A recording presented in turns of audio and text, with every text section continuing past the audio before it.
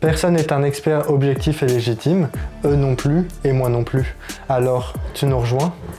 Bon, t'es qui toi? Salut, moi c'est Cédric, j'ai 39 ans. Ça fait maintenant pas mal de temps que je suis à Montréal, 7 ans et demi que je vis ici. Voilà, je travaille dans la finance. Salut, moi c'est Thibaut, j'ai 28 ans et puis je vis ici aussi à Montréal pour bientôt maintenant 2 ans. Super. Aujourd'hui, dans cette nouvelle émission d'Avis de Personne, personne nous a demandé notre avis sur les live Twitch qui séduisent de plus en plus de personnes par rapport aux vidéos YouTube, le nouveau format de la Ligue des Champions et l'engouement soudain pour chaque édition du Super Bowl, mais on va le donner quand même. Donc on peut commencer, le premier sujet, monde de Twitch, YouTube, pourquoi le format live séduit de plus en plus de personnes et prend de plus en plus de place par rapport au format vidéo. Est-ce que tu veux déjà expliquer qu'est-ce qu'est un live, une vidéo en direct pour remettre du contexte et pour les gens qui ne connaîtraient pas? Oui, alors un live c'est quelque chose qui se fait donc en temps réel, donc en ligne sur internet. Twitch l'a fait je crois avant YouTube. Disons que voilà, ça permet aux gens de se connecter avec le youtubeur ou le streamer qui traite un sujet ou du jeu vidéo, capture ses parties et donc ça permet d'avoir une conversation dans le chat mais une conversation aussi avec la personne qui stream, qui fait le live. Voilà, c'est ça.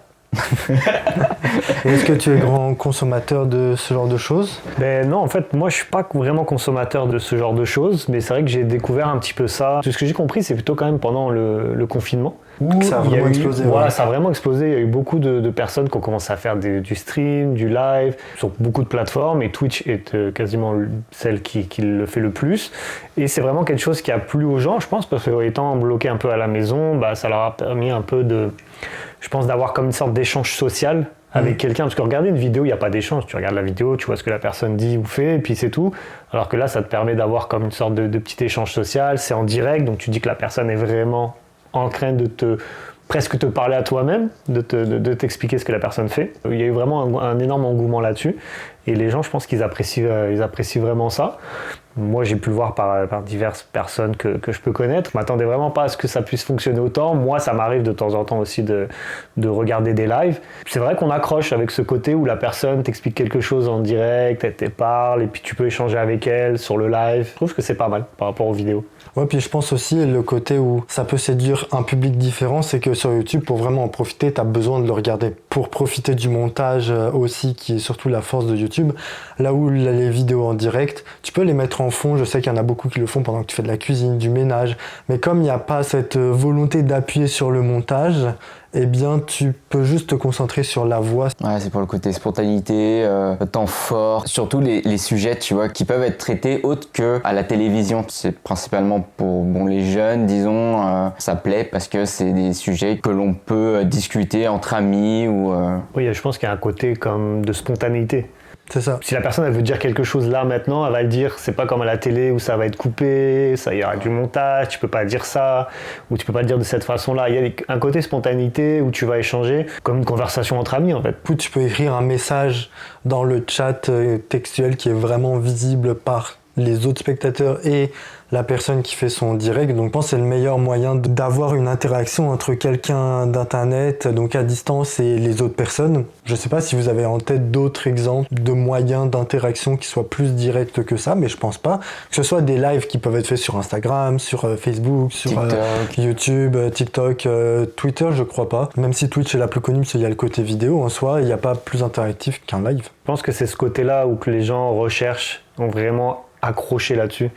Vraiment le côté où tu vas quand même interagir, tu fais partie d'une conversation en fait. Tu fais partie de quelque chose au moment où tu commences à regarder le live, t'es dedans. Donc tu regardes, tu peux interagir, tu peux écrire. Soit la personne qui fait le live va te répondre, soit les personnes dans le chat vont aussi interagir avec toi, répondre. En fait, il y a comme une sorte de conversation qui peut se lancer. Il y a vraiment quelque chose de plus. Moi, je sais que j'ai regardé quelques lives un peu plus sur TikTok. Quelqu'un qui fait qui a un contenu principalement, on va dire, sur le football. Et par exemple, souvent, le soir, il va faire un live et il va te mettre des quiz. Tu vois. Donc en fait, il y a comme une sorte d'interaction où toi, tu es là, tu regardes le live, et puis il est en train de rechercher des réponses sur des quiz, et puis toi, tu peux écrire la réponse si tu trouves. Et je trouve que ça, c'est bien, parce qu'au final, tu es là, tu accroches, et tu participes vraiment. Puis tu es là et tu cherches, et puis quand tu regardes le chat, quand quelqu'un trouve une réponse, tu dis « Ah oui !» Bon, tu regardes la vidéo, toi, tu n'interagis pas, tu participes pas, donc... y a quelque chose où je pense que les gens accrochent un peu moins maintenant là-dessus. Là. Ouais, c'est ça. Et le fait d'avoir aussi des formats sur YouTube très traditionnels et très longues maintenant, des vidéos très longues, les gens peut-être s'ennuient un peu plus, peut-être, alors qu'un live, ils sont vachement là-dedans. Et puis ils ont l'impression de vraiment participer, de faire partie d'une communauté. Je peux prendre un exemple avec les jeux vidéo, le e-sport, les compétitions en live. Ça permet vachement aux gens d'être là, d'être à fond derrière une équipe. Puis le fait que justement le streamer puisse lire les messages, c'est très émotionnel. Ça aussi, ça joue un rôle très important dans le comportement des gens qui regardent les lives, quoi. Ouais, parce que je pense aussi qu'il y a le côté où c'est tout bête, mais tu vas laisser un commentaire, la personne qui fait le live va le lire, mais la personne va dire « Ah, merci » et elle va te dire ton nom. C'est ça. C'est tout bête, mais c'est quelque chose qui fait que tu te sens comme, entre guillemets, privilégié avec la personne avec qui tu regardes le live. Et je pense que les gens, ils aiment ça aussi. Et puis, tu vois, les personnes qui font les lives, ils prononcent beaucoup le nom des pseudos. Enfin, c'est souvent des pseudos, mais ils disent beaucoup le nom des pseudos des gens qui leur écrivent, qui leur répondent, pour leur répondre à eux directement. Et je pense que les gens, ils aiment beaucoup ça. C'est plus engageant aussi, comme tu le dis. En soi, la durée, je sais pas, c'est forcément un facteur dont on peut parler, parce que les vidéos YouTube, oui, sont de plus en plus longues, mais en soi, si tu restes vraiment sur un live de quelqu'un du début à la fin, ça peut être facilement plusieurs heures aussi. Donc sur la durée, je pense que c'est la même, mais comme tu as ce côté qui est plus engageant, quand tu es là, tu sais que tu es là à ce moment-là, et ce moment-là, il pourra pas être répliqué. Là où la vidéo, l'expérience, tu peux regarder la vidéo maintenant, puis dans une semaine, puis dans un mois, puis techniquement, même si tu la connaîtras de plus en plus, elle restera la même. Là où le live, tu sais pas qu'est-ce qui va se passer dans 5 minutes. Et peut-être que, comme tu dis, ton message va déclencher quelque chose chez la personne qui fait le live, qui n'aura pas été la même réaction si tu n'avais pas envoyé le message. Il y a ce côté un peu inattendu qui, je pense, est un peu excitant pour tout le monde. On va dire la seule contrainte, c'est que par contre, tu as une contrainte d'horaire. C'est-à-dire le live, c'est maintenant. C'est à cet instant-là. Alors que la vidéo, tu la regardes quand tu as le temps. Alors que là, le live, lui, il le fait maintenant. Si toi, tu n'as pas le temps maintenant, le live, tu peux pas le regarder. Donc il y a ce côté, je pense, c'est un peu la seule contrainte où tu te dis, je pense que souvent, les lives, tu tombes un peu dessus. Ouais, c'est ça. Ouais. Il faut bien connaître le streamer, connaître un peu les horaires déjà pour se dire ok, je vais y aller ce jour-là à cette heure-ci, et puis vivre le moment présent, quoi, vivre les moments forts, le dire aussi aux autres que ah ouais, j'ai vécu ce moment-là en fait. Est-ce que t'as vu le live? Est-ce que non? Ça joue surtout sur ce côté-là psychologique aussi envers les gens. Mais ça a une toute autre saveur si tu le prends après. Comme tu l'as dit, comme il y a l'horaire, c'est sûr que pour moi c'est un peu le gros point faible de ça. C'est pour ça que je regarde pas tant, parce que faut être disponible. Surtout, est-ce que les gens font plus de vidéos en direct quand même le soir? Donc même si en journée tu peux retrouver, et il y a des gens qui peuvent tirer leur épingle du jeu en le faisant en journée. Mais le soir, est-ce que tu as toujours la possibilité de rester jusqu'à 2-3 heures du matin pour le faire, ou même minuit? Je sais pas, mais au moins la personne va lancer son live. Et que tu seras là ou pas, la vidéo en direct sera là. C'est ça aussi qui peut être excitant, parce que si tu es là, tu sais que tu peux faire un peu partie des privilégiés par rapport aux personnes qui sont pas présentes. Ouais, parce que maintenant tu sais que ça peut être rediffusé sur YouTube, la partie complète du live ou les choses comme ça, donc c'est vrai que ça donne un autre goût à ça, mais c'est toujours mieux de le voir en premier, en first. Tu sais, comme tu disais, c'est quand tu suis vraiment le streamer, que tu connais vraiment son contenu, que tu es abonné à sa chaîne ou des choses comme ça, mais tu connais le horaire de son live, et tu sais, c'est comme si tu avais un rendez-vous avec un ami. Tu sais. Ah ouais, tu te exactement. dis, j'ai rendez-vous, son live c'est à 19h, il faut que je sois là à 19h pour pouvoir participer à son live. C'est ça aussi, je pense, qui crée comme un rapprochement, une sorte de lien avec la personne. Inconsciemment, tu as comme l'impression d'avoir un rendez-vous avec. Il y a aussi le côté où la différenciation des contenus est plus grandissante. Parce qu'au début, c'était essentiellement des gens qui voulaient partager leur partie de jeu. Et du coup, ils faisaient juste une capture d'écran de leur fenêtre de jeu qui partageaient. Sauf que depuis, ça s'est vraiment différencié. Par exemple, j'ai noté, il y a des streams IRL, des événements, des émissions, des podcasts, juste des discussions aussi, des concerts, des réactions à des émissions de télé, des albums, du beatmaking et d'autres, ce qui permet de vraiment ouvrir la plateforme à un autre public. Alors qu'avant, c'est vrai que c'était pas forcément fan de jeux vidéo, et surtout d'un seul en particulier. T'avais très peu, voire aucun intérêt à aller sur cette plateforme-là, pour vraiment beaucoup de personnes. Non, c'est vrai que c'était surtout Twitch, c'était très réservé aux gamers, aux gens qui voulaient juste voir des parties de jeux vidéo. Maintenant, c'est vachement varié. C'est pas plus mal, c'est bien. Ça permet de faire différentes communautés. Puis c'est ça, les gens, ils sont pas forcément intéressés aux jeux vidéo, ils peuvent s'intéresser à des jeux d'échecs, à de la musique. Maintenant, c'est presque un débat parce que les gens, ils pensent que ça parle beaucoup politique. Mais oui, c'est bien que ça soit varié un peu comme ça. Au début, c'est ça, c'était vraiment les gamers, les choses comme ça. Moi, quand j'ai commencé à découvrir ça, c'était beaucoup ceux qui jouaient à Counter-Strike, des choses comme ça. Et puis, tu les regardais jouer, tu voyais ce qu'ils faisaient. Au début, je ne comprenais pas trop. Je me disais, mais ok, tu regardes quelqu'un jouer. Et puis moi, tu sais, je repensais à moi, à mon enfance. Puis je me disais, quand je venais chez quelqu'un et qui jouait à la console, à la télé, le regarder jouer, c'était pas la chose la plus passionnante. Ça, tu vois que ça a comme vraiment accroché la nouvelle génération. Et puis regarder quelqu'un, et puis regarder ses performances. Et puis au final, ça a vraiment explosé parce que les gamers, ils ont vraiment profiter de ça. Et puis maintenant, ça s'est vraiment diversifié sur, comme il a dit, sur énormément de sujets divers et variés. C'est quelque chose qui marche vraiment beaucoup. Twitch, on entend vraiment énormément parler de ce genre de live-là. Oui, parce que comme il y a ce côté authentique et spontané qui est vraiment plus présent que sur YouTube, par exemple, je pense que tu crées plus de l'affect avec la personne qui joue ou qui fait son activité, plus que le contenu en lui-même. Par exemple, aujourd'hui, je sais que, ça fait déjà quelques années, mais Squeezie, ça fait longtemps que je le suis sur YouTube, par exemple. Puis un jour, il s'était mis sur Twitch, mais il y a énormément de son contenu qui n'est pas ciblé pour des gens qui aiment le jeu vidéo. La plupart de son public n'aime pas forcément le jeu vidéo, ils le suivent pour sa personne, alors que peut diffuser des compétitions de son équipe e-sport, même lui de jeux vidéo, et pourtant il y aura quand même beaucoup de personnes qui vont le suivre parce que les gens le suivent plus pour lui et la personne qu'il est, plus que vraiment son cœur de contenu. En fait, il y a comme une accroche de départ, je pense, qui est faite un peu sur le contenu. Je pense que les gens, au début, ils accrochent un peu là-dessus. Puis au fur et à mesure, ils accrochent vraiment sur la personnalité, la personne qui est là. Et puis au bout d'un moment, peu importe un peu le contenu vers quoi la personne se dirige, elle va continuer à suivre cette personne-là pour ce qu'elle est en fait, en elle-même. Et après, le contenu qu'elle va donner, ça va plus ou moins intéresser. Mais comme c'est cette personne-là qui le fait, les gens sont comme « Ah oui, non mais je regarde ». Et je pense qu'en fait, il y a vraiment ce côté affect, comme tu dis, qui se développe au fur et à mesure, comme une amitié en fait. Un peu comme une amitié. C'est un ami tu vas accrocher avec cet ami-là, puis il va faire des projets. Tu vas pas accrocher plus que ça, mais tu vas quand même le suivre et tu vas quand même vouloir savoir ce qu'il fait.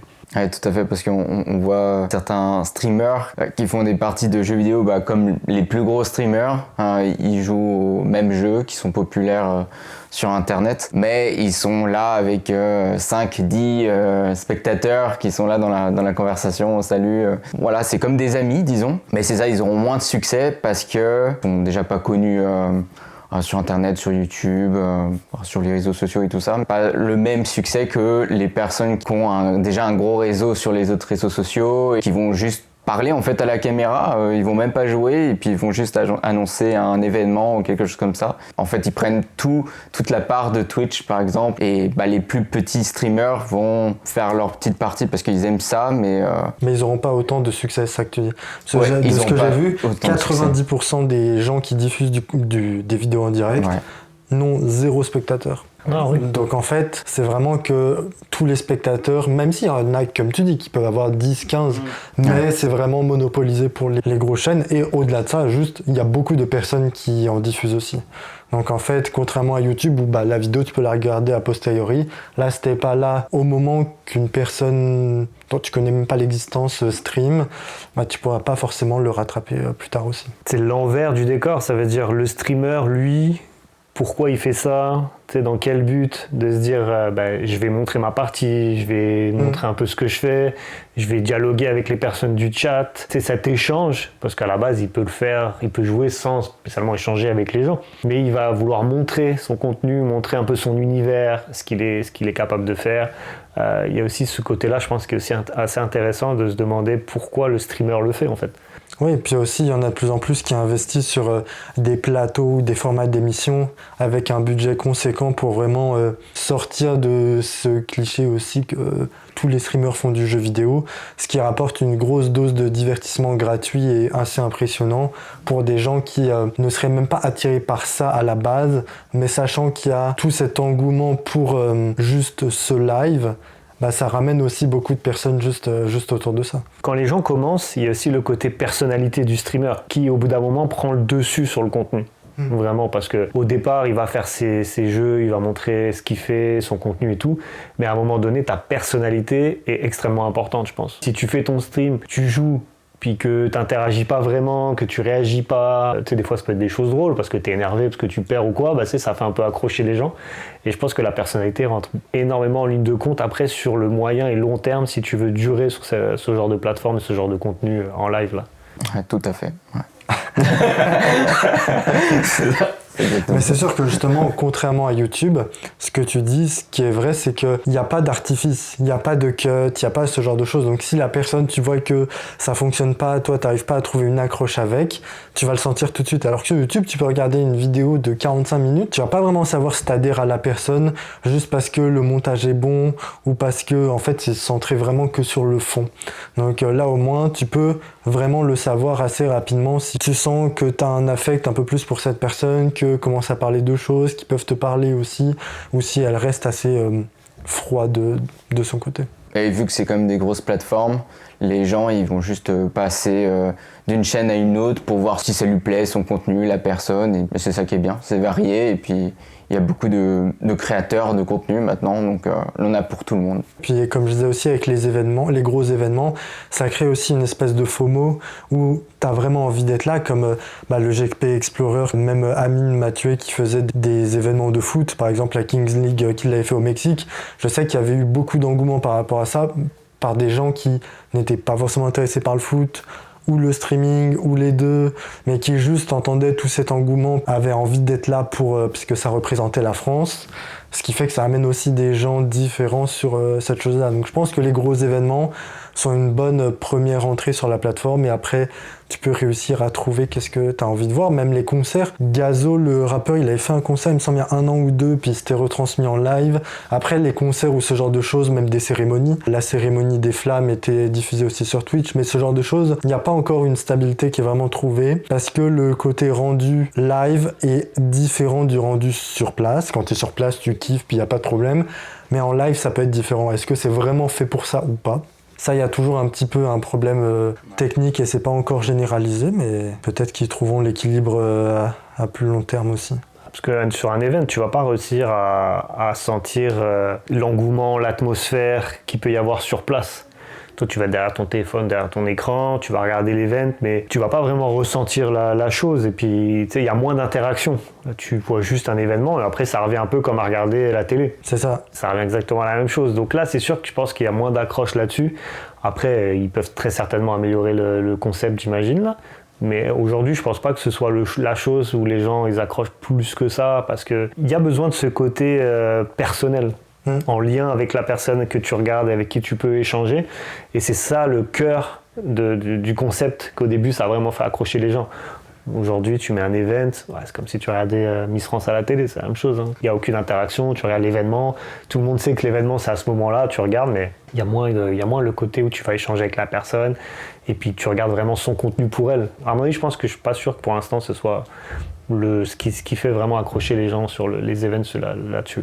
Après, il y a beaucoup de créateurs de contenu, les plus gros. Ils ont quand même réussi à créer une bonne connexion envers les gens qui regardaient le live et eux qui participaient à une course. T'avais toujours des personnes qui parlaient avec le chat, ou même il y avait des jeux concours qui se faisaient en live, donc t'as les gens qui quand même participaient au chat, qui étaient à fond derrière la course de Formule 4. Eux, ils savent faire parce que c'est leur monde, et puis ils ont voulu évoluer avec ça. Mais c'est vrai que ceux qui font de la télévision au départ et qui arrivent sur Twitch, ils n'arrivent pas encore à créer cette connexion avec le public, les spectateurs. Qu'est-ce qu'ils vont réussir à évoluer avec la plateforme et à créer quelque chose, une vraie connexion avec l'audience aussi qui se trouve avec la plateforme Twitch, qui est de base pour les gens, les gamers ou les gens qui connaissent pas forcément d'autres milieux, quoi, ou peut-être s'ils sont pas intéressés par les autres types de contenus.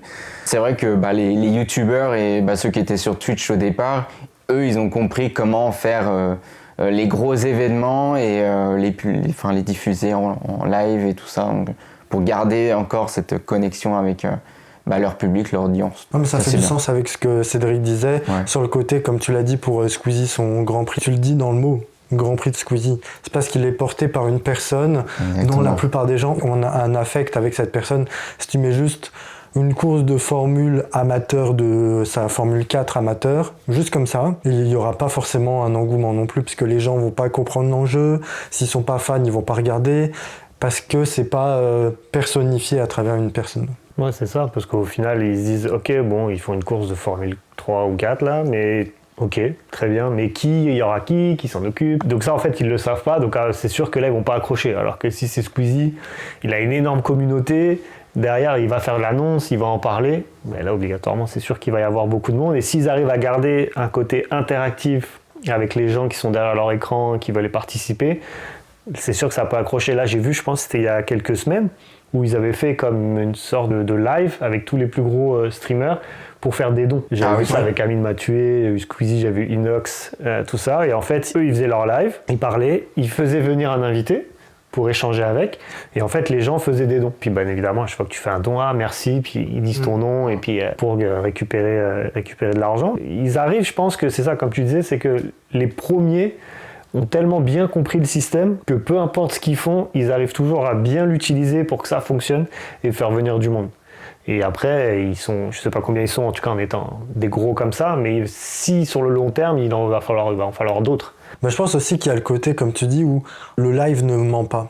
Donc en fait, je pense aussi, pour l'instant, c'est peut-être pas tant arrivé, ou alors vraiment graduellement. Je sais qu'il y avait Webedia qui avait lancé quelque chose qui s'appelait Le Live. C'était une émission, mais ça faisait trop télé, justement, il n'y avait pas cette sincérité, ce qui fait que ça a totalement foiré alors qu'ils avaient investi de fou dessus. Et vraiment, je pense qu'il y a ce côté où tu fais quelque chose et ça fait pas sincère, ou même l'événement caritatif est un peu bizarre, les gens vont directement pas accrocher, même s'ils aiment les personnes. Vraiment, le mot, je pense, c'est l'authenticité.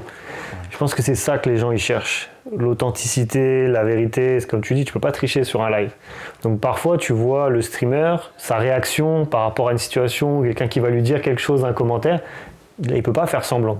La réaction, elle est naturelle et tu vois son comportement naturel, quelle est la personnalité qu'il a et tout ça. Parce qu'aujourd'hui, dans tous les autres moyens de communication que tu peux avoir, que ce soit à la télé, dans les vidéos, les choses ou quoi, l'authenticité, elle est plus vraiment là.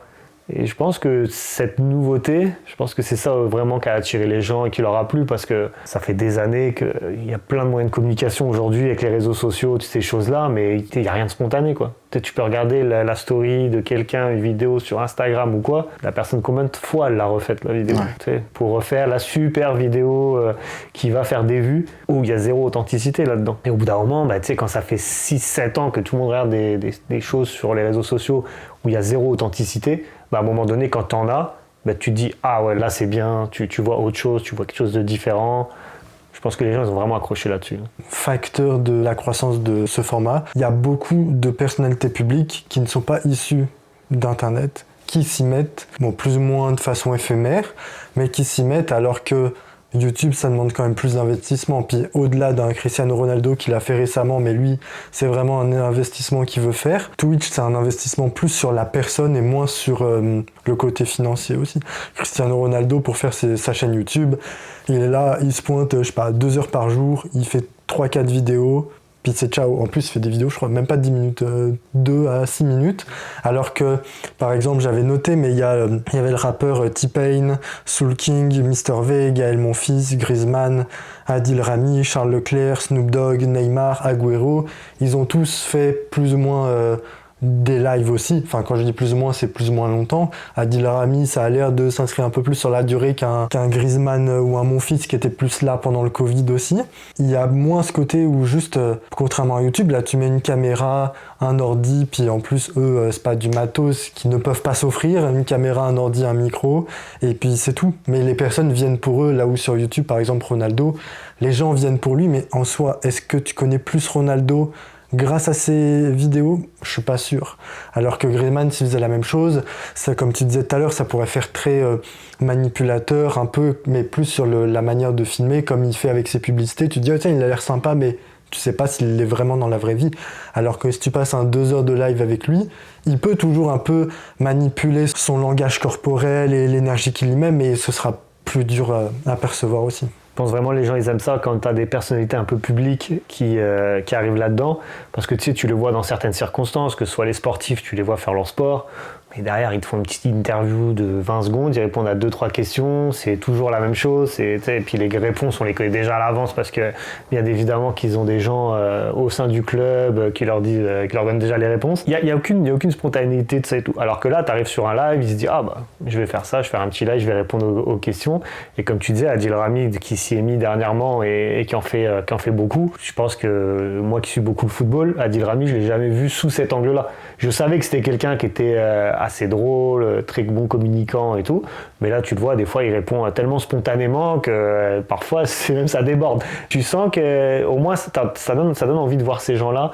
sous une autre forme plutôt que de celle qu'on connaît depuis toujours, où ils sont dans un cadre et ils vont jamais en sortir. Parce que lui, il le fait aussi de son côté personnel maintenant, et moi en tant que sportif, comme il est plus en activité. Mais c'est sûr que chacun doit trouver un peu ses éléments différenciants des autres. Adil Rami peut le faire, je suis pas sûr qu'un N'Golo Kanté ou Guy Lloris arrive à le faire aussi, parce qu'avec leur personnalité, ça matcherait moins. Est-ce que tu as d'autres exemples aussi de personnes qui ne viennent pas de ce milieu, mais qui ont réussi à se l'approprier au moins sur un temps donné? Il y a un journaliste aussi, de télévision, ou je sais plus du tout comment il s'appelle.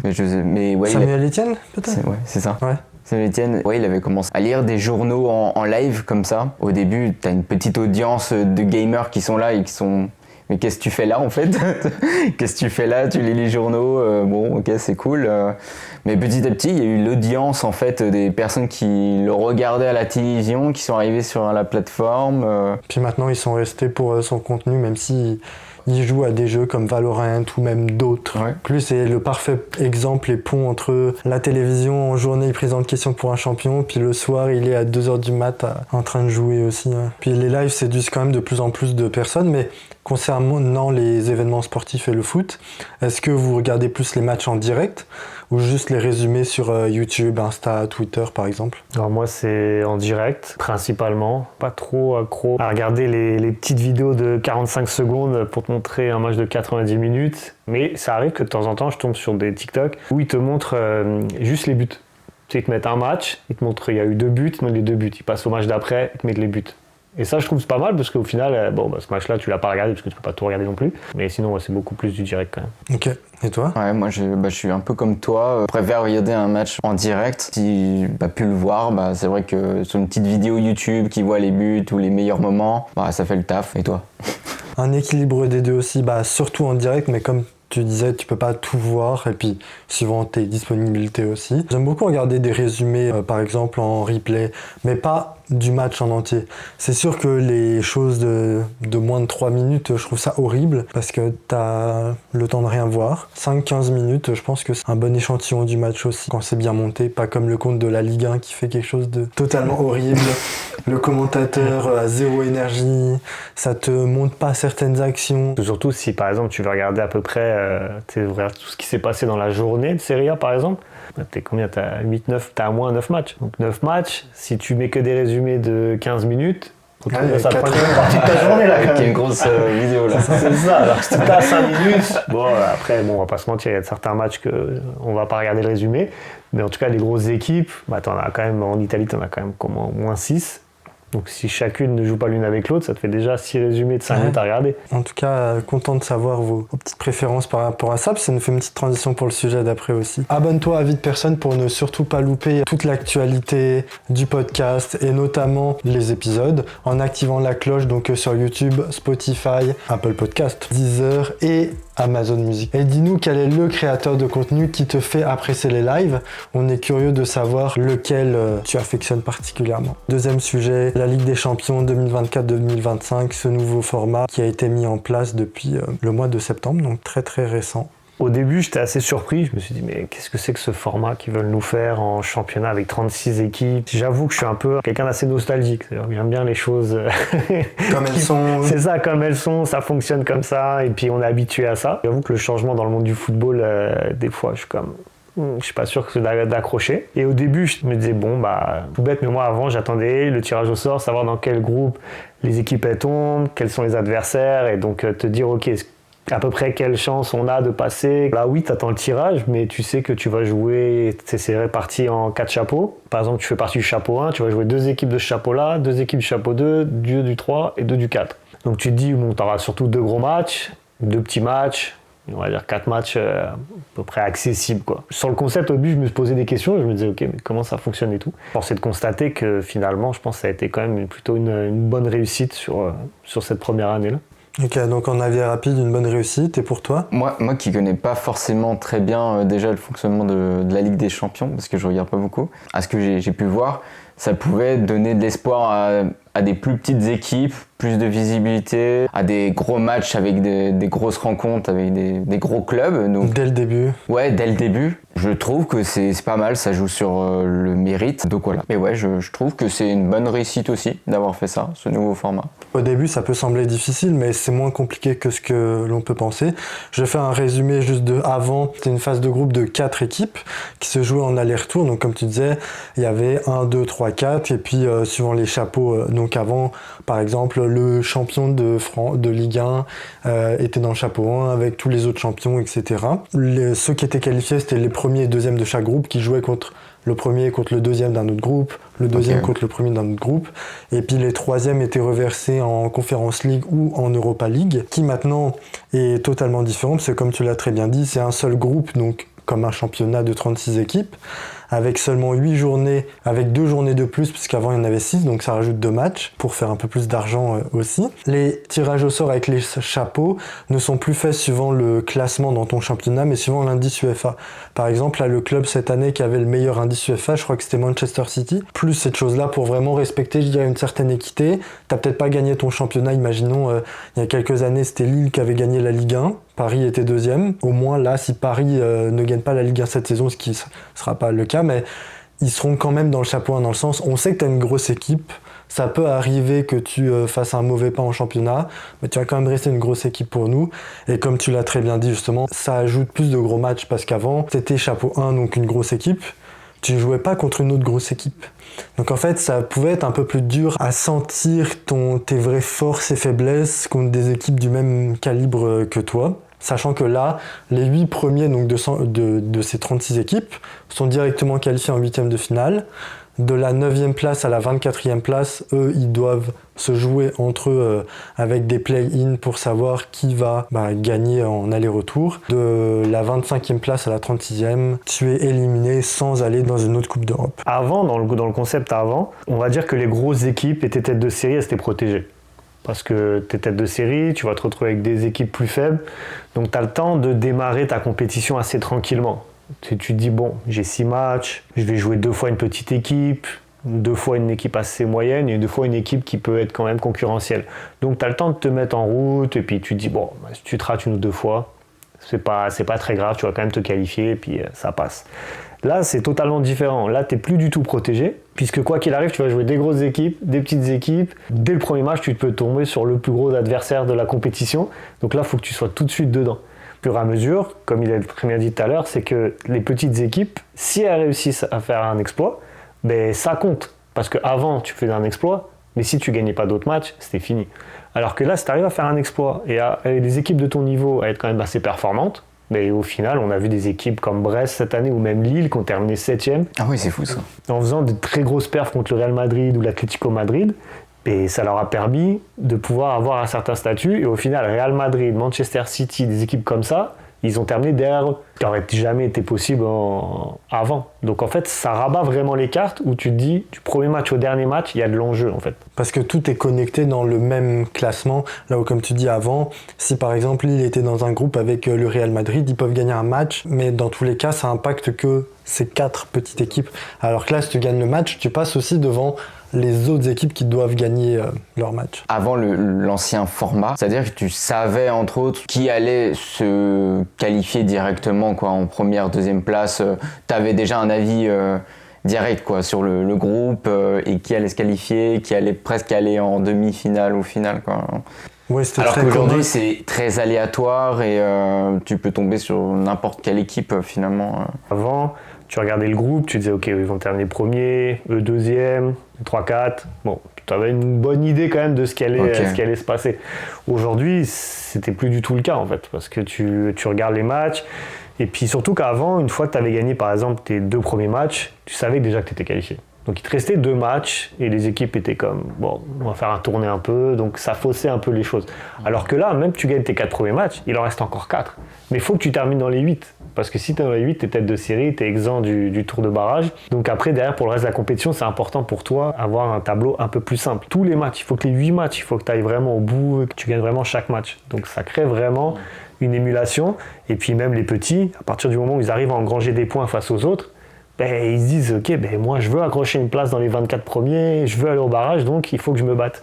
Et puis au final, ben, c'est ça que ça a créé vraiment un engouement. Et puis on a vu certaines équipes qui étaient assez réputées pour être en 8e de finale de Ligue des Champions les années d'avant, comme Leipzig, qui ont terminé avec 3 points en 8 matchs. Quoi. Ah oui, d'accord. C'est ça, puis aussi la grande promesse de l'UEFA, c'est de dire que les fans ont plus de matchs compétitifs, comme tu viens de le dire. Comme les grosses équipes peuvent rencontrer les grosses équipes, c'est pas le moment, comme tu disais tout à l'heure, où tu sais déjà à peu près, à part 1 ou 2 groupes sur les 8 qu'il y avait, je crois, globalement, tu savais que l'ordre des chapeaux pour le tirage au sort, c'était à peu près l'ordre final du groupe. Si tu as un Paris, Sporting, Shakhtar et Étoile Rouge de Belgrade, suivant l'ordre des chapeaux, tu sais que ça va finir plus ou moins sur ce classement-là, peut-être inversé 1 et 2 ou 3 et 4, mais c'est rare en dehors de 1 ou 2 groupes de la mort que ce soit différent de ça. Ça permet au final d'avoir beaucoup plus de compétitivité, je pense, sur les matchs.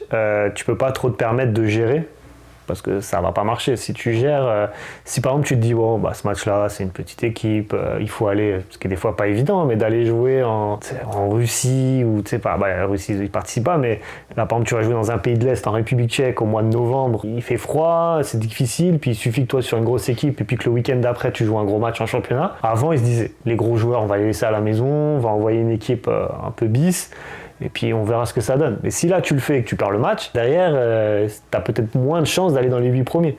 Donc après, ce qui au final va te rajouter 2 matchs de plus en février, alors que tu aimerais bien avoir plus de repos.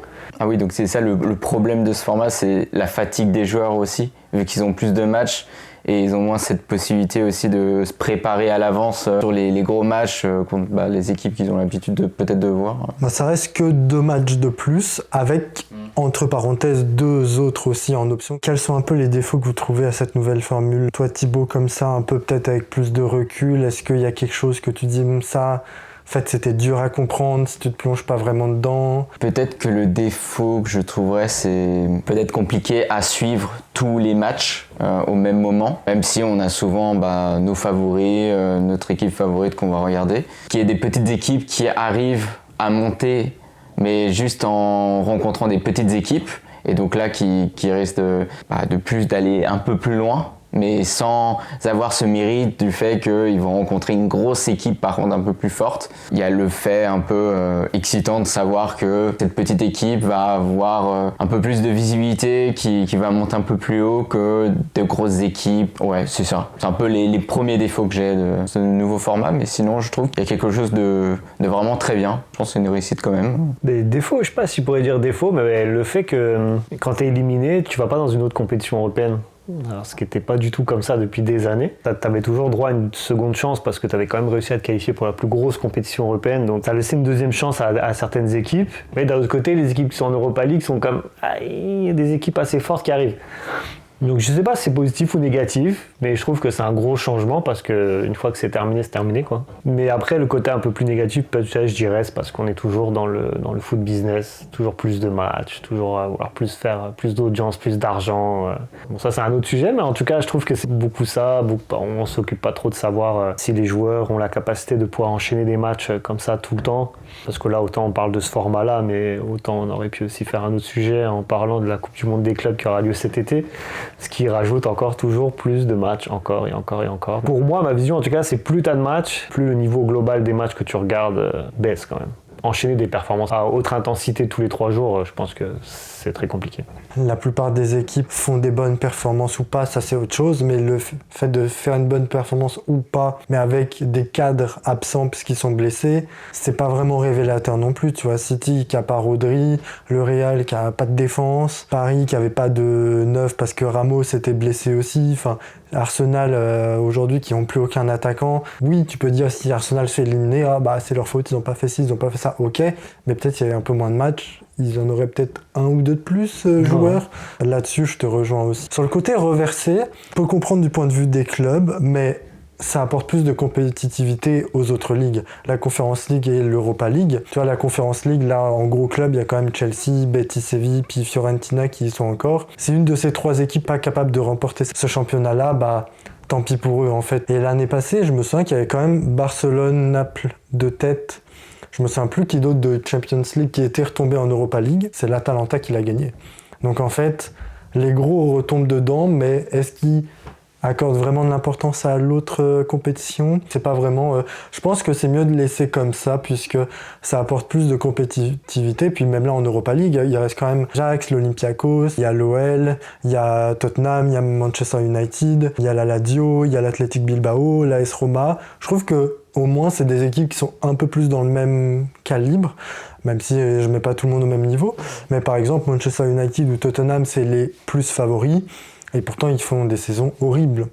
Donc en fait, ils ont un meilleur effectif, mais est-ce qu'ils vont vraiment se la donner pour essayer de gagner, ou est-ce qu'ils sont vraiment cramés jusqu'au bout ? On le verra, mais au moins je trouve que ça crée peut-être un peu plus un équilibre. Puis ceux qui n'ont pas réussi, comme Manchester City, à rester en place, tant pis pour toi, t'as loupé ta chance. Ça apporte plus d'enjeux aussi. Donc là-dessus, je peux le comprendre. Moi, j'avais noté que je trouvais pas que c'était une si bonne idée que ça de faire jouer les play-in en aller-retour, donc les matchs de barrage, comme là, Paris-Brest. Tu joues Brest à la maison, près à l'extérieur. Ok, je vois pas trop ce que ça apporte, à part rajouter encore un match en plus. Manchester, Real Madrid aussi.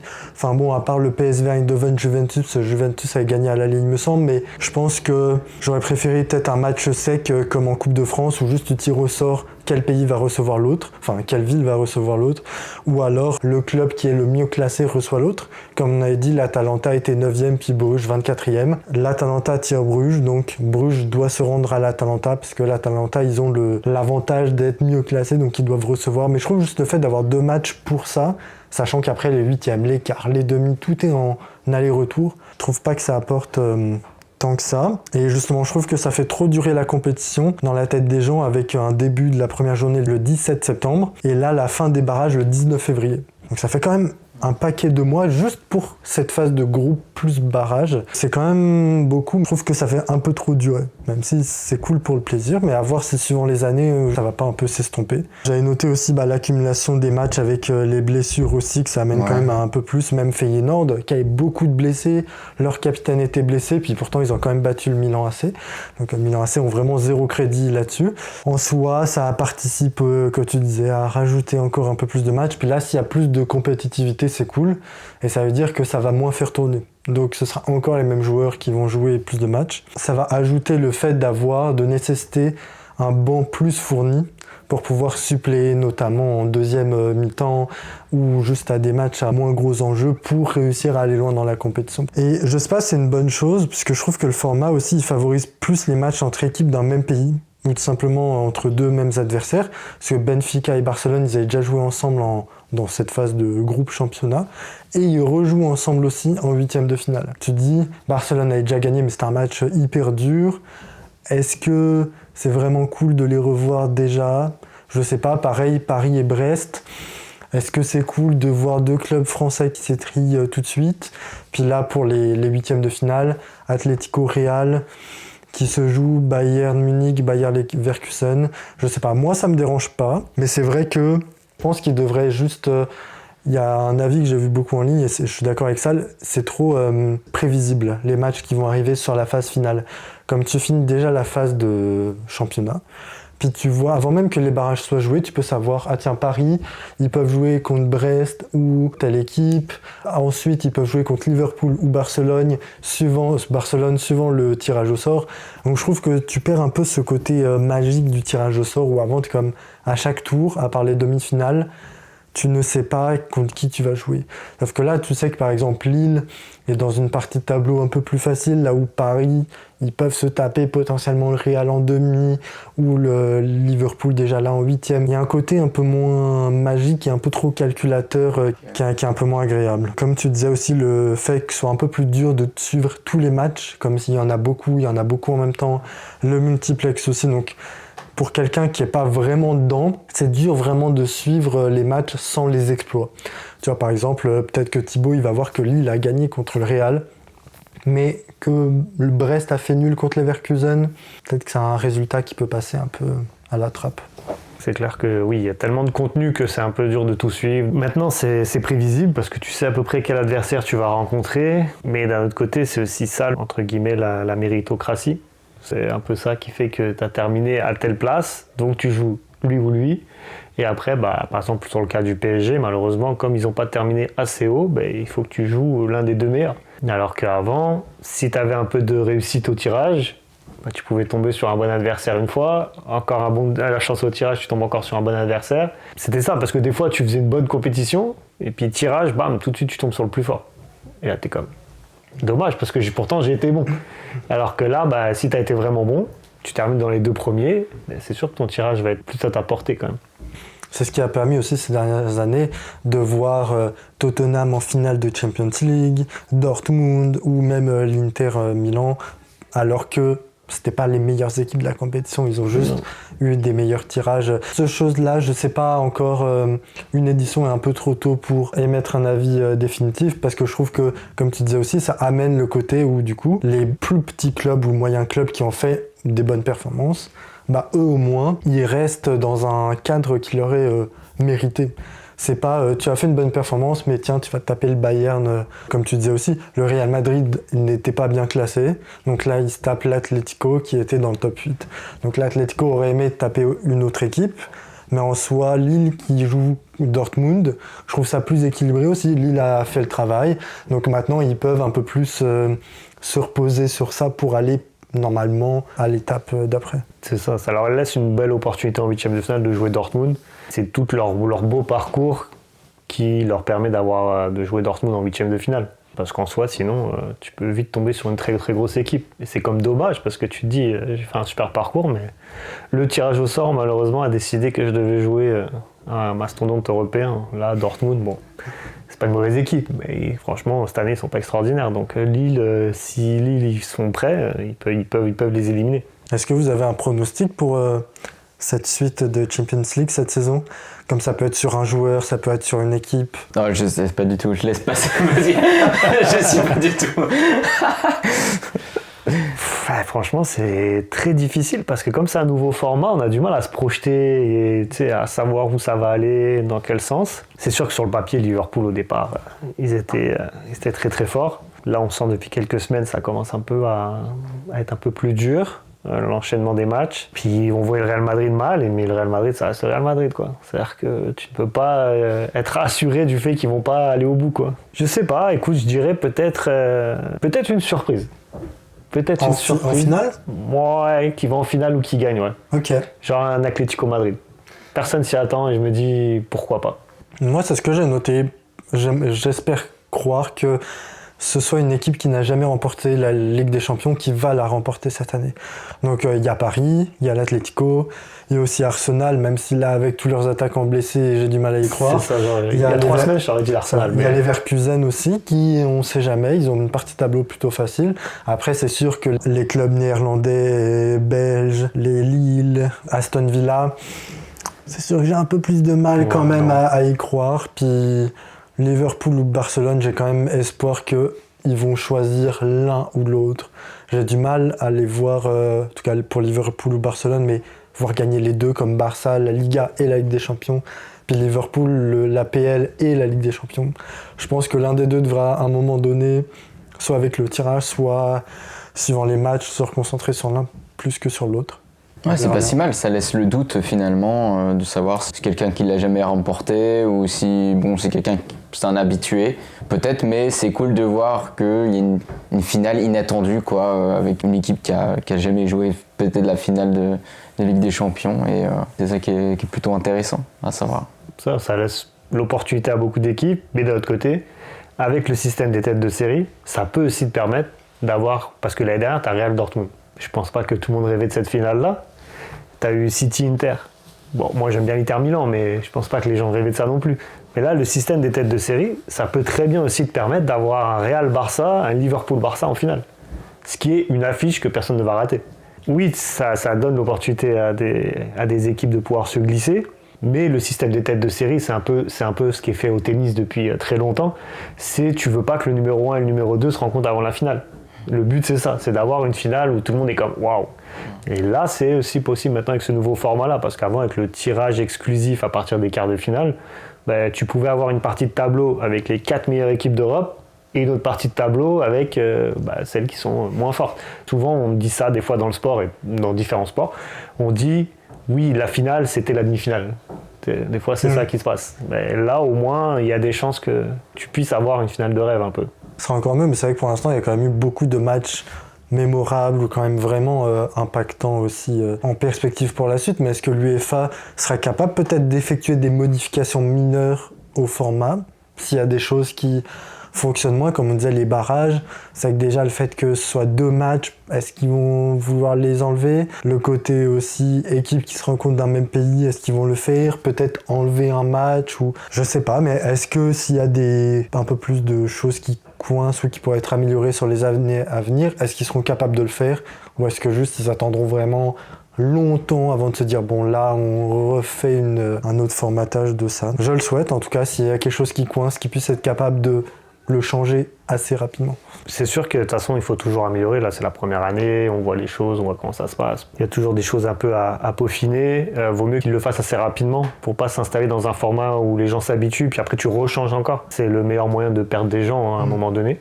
Donc je pense qu'il vaut mieux peaufiner assez rapidement. Après moi j'aime bien le concept de se dire qu'il n'y a plus les équipes, parce que par exemple avant dans l'ancien système tu avais beaucoup de clubs anglais. Comme ils ne pouvaient pas se rencontrer, c'est un peu favorisé parce que ça reste quand même, soi-disant, le meilleur championnat du monde. Là, ils peuvent se rencontrer entre eux.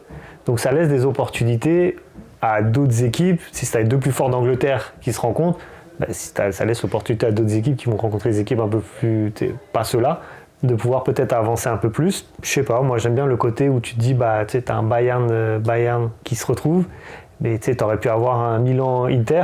C'est un derby milanais en Ligue des Champions, c'est pas comme en championnat. Puis tu sais que c'est des très gros matchs qui s'apprécient pas du tout.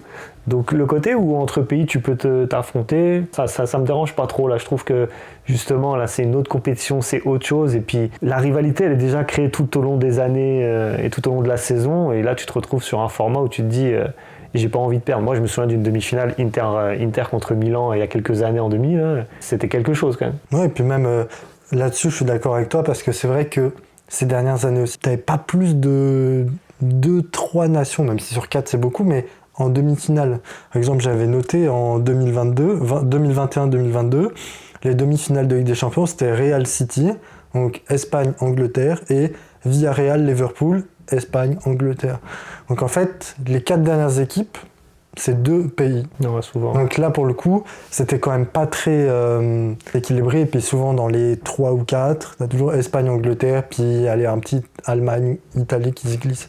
Là, au moins, tu peux rêver peut-être un Lille, tu peux rêver peut-être un Paris aussi, mais même un club néerlandais, techniquement, des clubs qui peuvent plus y espérer, où je pense qu'il y aura aussi un investissement plus conséquent dans les effectifs, là où avant c'était je veux investir pour aller en Ligue des Champions, maintenant je veux investir pour viser peut-être plus telle ou telle place, parce que je sais que si je m'y investis, j'ai la place pour faire quelque chose. Puis même pour conclure, j'avais vu un extrait de l'émission Zach en roue libre avec Rémi Cabella, puis que là en ce moment qui est blessé, mais qui disait ce qu'il en pensait de ce format avec Lille, qui a quand même terminé 7ème, puis il disait qu'il adorait ça, puis que même du point de vue des joueurs, même si c'est un petit échantillon, c'est quand même une bonne réussite aussi de vouloir se la donner à chaque match et de quand même vouloir prouver, parce que le format est plus ouvert. Ouais, c'est plus ouvert. Et puis d'un autre côté, les joueurs, ils vont regarder les résultats, mais ils vont pas regarder juste le résultat de la poule, dans les autres équipes de la poule. Là, ils sont obligés de regarder les résultats de tout le monde. Et puis, tu sais, c'est bête, mais ils vont dire, ah ouais, Stuttgart, ils ont fait quoi? Ah ouais, mais non, mais là, il faut pas qu'ils gagnent. Là, c'est comme ça, ça nous permet. En fait, je pense qu'il y a beaucoup plus d'implication de la part des joueurs aussi. Parce qu'ils se disent que tous les résultats les impactent directement. Ils regardent un peu tout ce qui se passe et c'est autre chose. Alors qu'avant, tu connais les 2 autres équipes de ta poule, tu regardes leurs résultats. Bon, puis tu vas pas aller plus loin que ça en fait. C'est ce qui se passe dans les autres poules, ça t'intéresse pas. Alors que là, les joueurs, ils n'ont pas le choix d'être investis, de regarder à peu près tout le monde, quoi. Puis je pense que ça fait un peu comme un cyclone. Si tu es pris un peu dedans, ça peut vraiment t'envoyer droit à la catastrophe. Si t'es un gros club, que tu finis en dessous des 25, tes joueurs vont être moins bien cotés, toi tu vas te remettre en question, ça va pas le faire en championnat, ça va vraiment pas aller. Par exemple, si City avait fini 28e, là où une petite équipe ou moyenne qui peut arriver loin, les joueurs vont être mieux valorisés, toi tu peux avoir de la confiance, tu peux vraiment réussir à faire quelque chose. Aussi là où c'est vrai que comme avant, t'étais quand même pas trop considéré comme un exploit, si t'allais pas en quart qu'en battant un gros, ou alors en demi vraiment comme l'Ajax l'avait fait il y a quelques années. Puis la Ligue des Champions, ça va t'attirer aussi de plus en plus de personnes avec ce format. C'est pour ça qu'ils changent la compétition pour la rendre plus divertissante. Est-ce que vous pensez que la NFL peut faire pareil avec le Super Bowl pour convaincre plus de spectateurs de suivre les playoffs? C'est très différent parce que là, nous, on reste sur du football européen. Ça veut dire que là, tu concernes tout un continent entier. Alors que la NFL, tu vas surtout concerner un pays entier. C'est un petit peu différent, je pense, dans l'approche. La NFL, c'est pour ça que d'ailleurs la NFL a fait un changement il y a quelques années en rajoutant des places en play-off, parce qu'avant, se qualifier en play-off en NFL, c'était une mission impossible. Il y avait beaucoup d'équipes et très peu d'élus. Ils en ont rajouté un petit peu avec des wildcards et en mettant le tête de série numéro 1 qualifié directement. Ça a rajouté quelques équipes. Il y a un tel engouement sur le football américain aux États-Unis que si tu peux avoir plus d'équipes en play-off, c'est sûr que ça crée un engouement un peu comme ils font aux États-Unis, mais avec les championnats universitaires. Ouais. Donc like la vidéo sur YouTube pour nous soutenir. Tu peux dès maintenant nous faire un très beau geste en mettant 5 étoiles sur toutes les plateformes de podcast, donc Apple Podcast, Spotify, Deezer, Amazon Music. Laisse-nous savoir quelle note sur 10 tu mettrais à cette première édition de Ligue des Champions sous le nouveau format UEFA. On a hâte de savoir qu'est-ce que tu en penses et quelles choses pourraient être améliorées selon toi. On en a déjà donné un petit aperçu, mais n'hésite pas à nous le faire savoir. Et on va commencer avec le troisième sujet, regarder le Super Bowl, plus pour le halftime show ou pour le match. Est-ce que vous êtes plus pour l'un, les deux ou pas du tout? J'aime beaucoup les matchs de la NFL, donc c'est plus pour le match que le half show. Mais je veux dire que ça apporte un peu plus d'engouement, je veux dire, à la mi-temps, de voir quel artiste, bon on les connaît déjà à l'avance, mais le voir en direct et surtout en sachant qu'il y a eu aussi pas mal d'histoires avec d'anciens artistes qui sont passés justement au Super Bowl avec des critiques, beaucoup de choses comme ça, donc c'est vrai que c'est bien aussi de regarder le show des artistes. J'aime beaucoup regarder aussi le match en entier, surtout quand c'est des bonnes équipes, et surtout cette année quand on a vu Kansas City qui était encore là en finale, c'était sympa à voir. Non, moi c'est vraiment le match. Ouais, je suis un gros fan de NFL. Durant la saison, je pense que je dois regarder au moins 3 ou 4 matchs par semaine. Ok. Au moins. Donc moi c'est vraiment le match qui m'intéresse. Ce qui se passe à la mi-temps, je te dirais que pour être honnête, cette année j'ai même pas regardé le show à la mi-temps. C'est le moment où j'ai commencé à manger, préparer quelque chose pour la deuxième mi-temps, honnêtement. Donc franchement Kendrick Lamar il est très sympathique, mais son show c'est vraiment pas ce qui m'intéressait clairement. Bon, c'était vraiment le match. J'aime bien regarder le match et je trouve que le show c'est un peu la chose qui fait encore plus apprécier le match. C'est-à-dire que le match est kiffant, après ça dépend du contenu, mais le fait d'avoir le show, ça rajoute quelque chose en plus. Je trouve que si tu regardes que le show, si t'aimes bien la NFL aussi, mais si tu regardes que le show, tu vas dire bon c'est sympa, mais tu vas le prendre pour ce que c'est, alors qu'il y a le contexte autour dans lequel il est. C'est faire passer le temps en moins de 15 minutes pour que les gens restent le plus sur leur téléviseur, sur cette chaîne-là, pour que les publicitaires puissent monnayer le plus cher possible leur annonce. Je trouve que ça ramène quand même quelque chose et ça dynamise un peu le tout. Sans dire que je trouve que le show est plus important que le match, mais commercialement maintenant, c'est vrai que la NFL a quand même poussé ça, mais beaucoup de gens oublient que le Super Bowl, ça reste quand même la finale des playoffs de NFL de saison régulière qui clôture aussi la saison. C'est quand même quelque chose aussi pour ce sport. Dans toute la saison, toutes les équipes vont travailler pour ça. Ils travaillent pour arriver là. Le football américain est quand même un sport extrêmement demandant. Physiquement, c'est quand même quelque chose. Donc je pense que les joueurs, c'est tous leur rêve. Et dans les sports américains, c'est énormément ça. C'est qu'ils travaillent tous pour quelque chose, avoir ce qu'on appelle la bague. Mais à la fin, il y en a très peu qui l'ont quand même. Il y en a qui vont passer toute une carrière sans jamais pouvoir l'atteindre et l'espérer ne serait-ce que jouer un Super Bowl. Ça veut vraiment dire quelque chose aux États-Unis. de participer à ça. Après oui, bien évidemment, le show à la mi-temps, c'est cool. On est déjà des mois à l'avance en train de se dire « Ah, c'est telle personne qui fait le show à la mi-temps, comment ça va se passer ?» Puis l'artiste travaille dessus pendant des semaines et des semaines. Donc c'est sûr que ça apporte un petit truc en plus parce qu'on sent que c'est la fin de quelque chose. C'est la fin de la saison, c'est la fin, on va savoir qui est champion, qui est la meilleure équipe. Il y a ce petit truc en plus. Mais il ne faut pas oublier oui, que c'est quand même un événement où tu as énormément de gens qui ont travaillé pour, que ce soit les joueurs, les staffs, les propriétaires d'équipe, où c'est beaucoup de travail pour en arriver là, quoi. Arriver au Super Bowl, c'est extrêmement difficile. Je pense que beaucoup de gens ne s'en rendent pas compte, mais dans les sports américains, c'est ça. Et d'arriver ne serait-ce qu'en finale, déjà, c'est très très fort. Ah bah ça c'est sûr, surtout que comme on le sait à l'avance, je sais pas, généralement presque un an, peut-être mois d'avril pour le mois de février de l'année prochaine, je veux dire, un peu moins d'un an quand même, ça permet aux gens de un peu noter la date, je trouve, dans leur calendrier, de dire telle personne sera là, tu l'aimes ou tu l'aimes pas, mais au moins tu le sais. Le défaut des finales, c'est que même là, la Ligue des Champions, c'est pour le foot, c'est que c'est à peu près en mai, c'est pas exactement quelle date. Le fait d'avoir cette chose-là qui soit au-delà du sport, tu peux facilement noter la date dans le calendrier, que tu sois fan ou pas fan, mais surtout le défaut, c'est que t'es vraiment pas intéressé par la NFL. Les playoffs sont assez invisibilisés.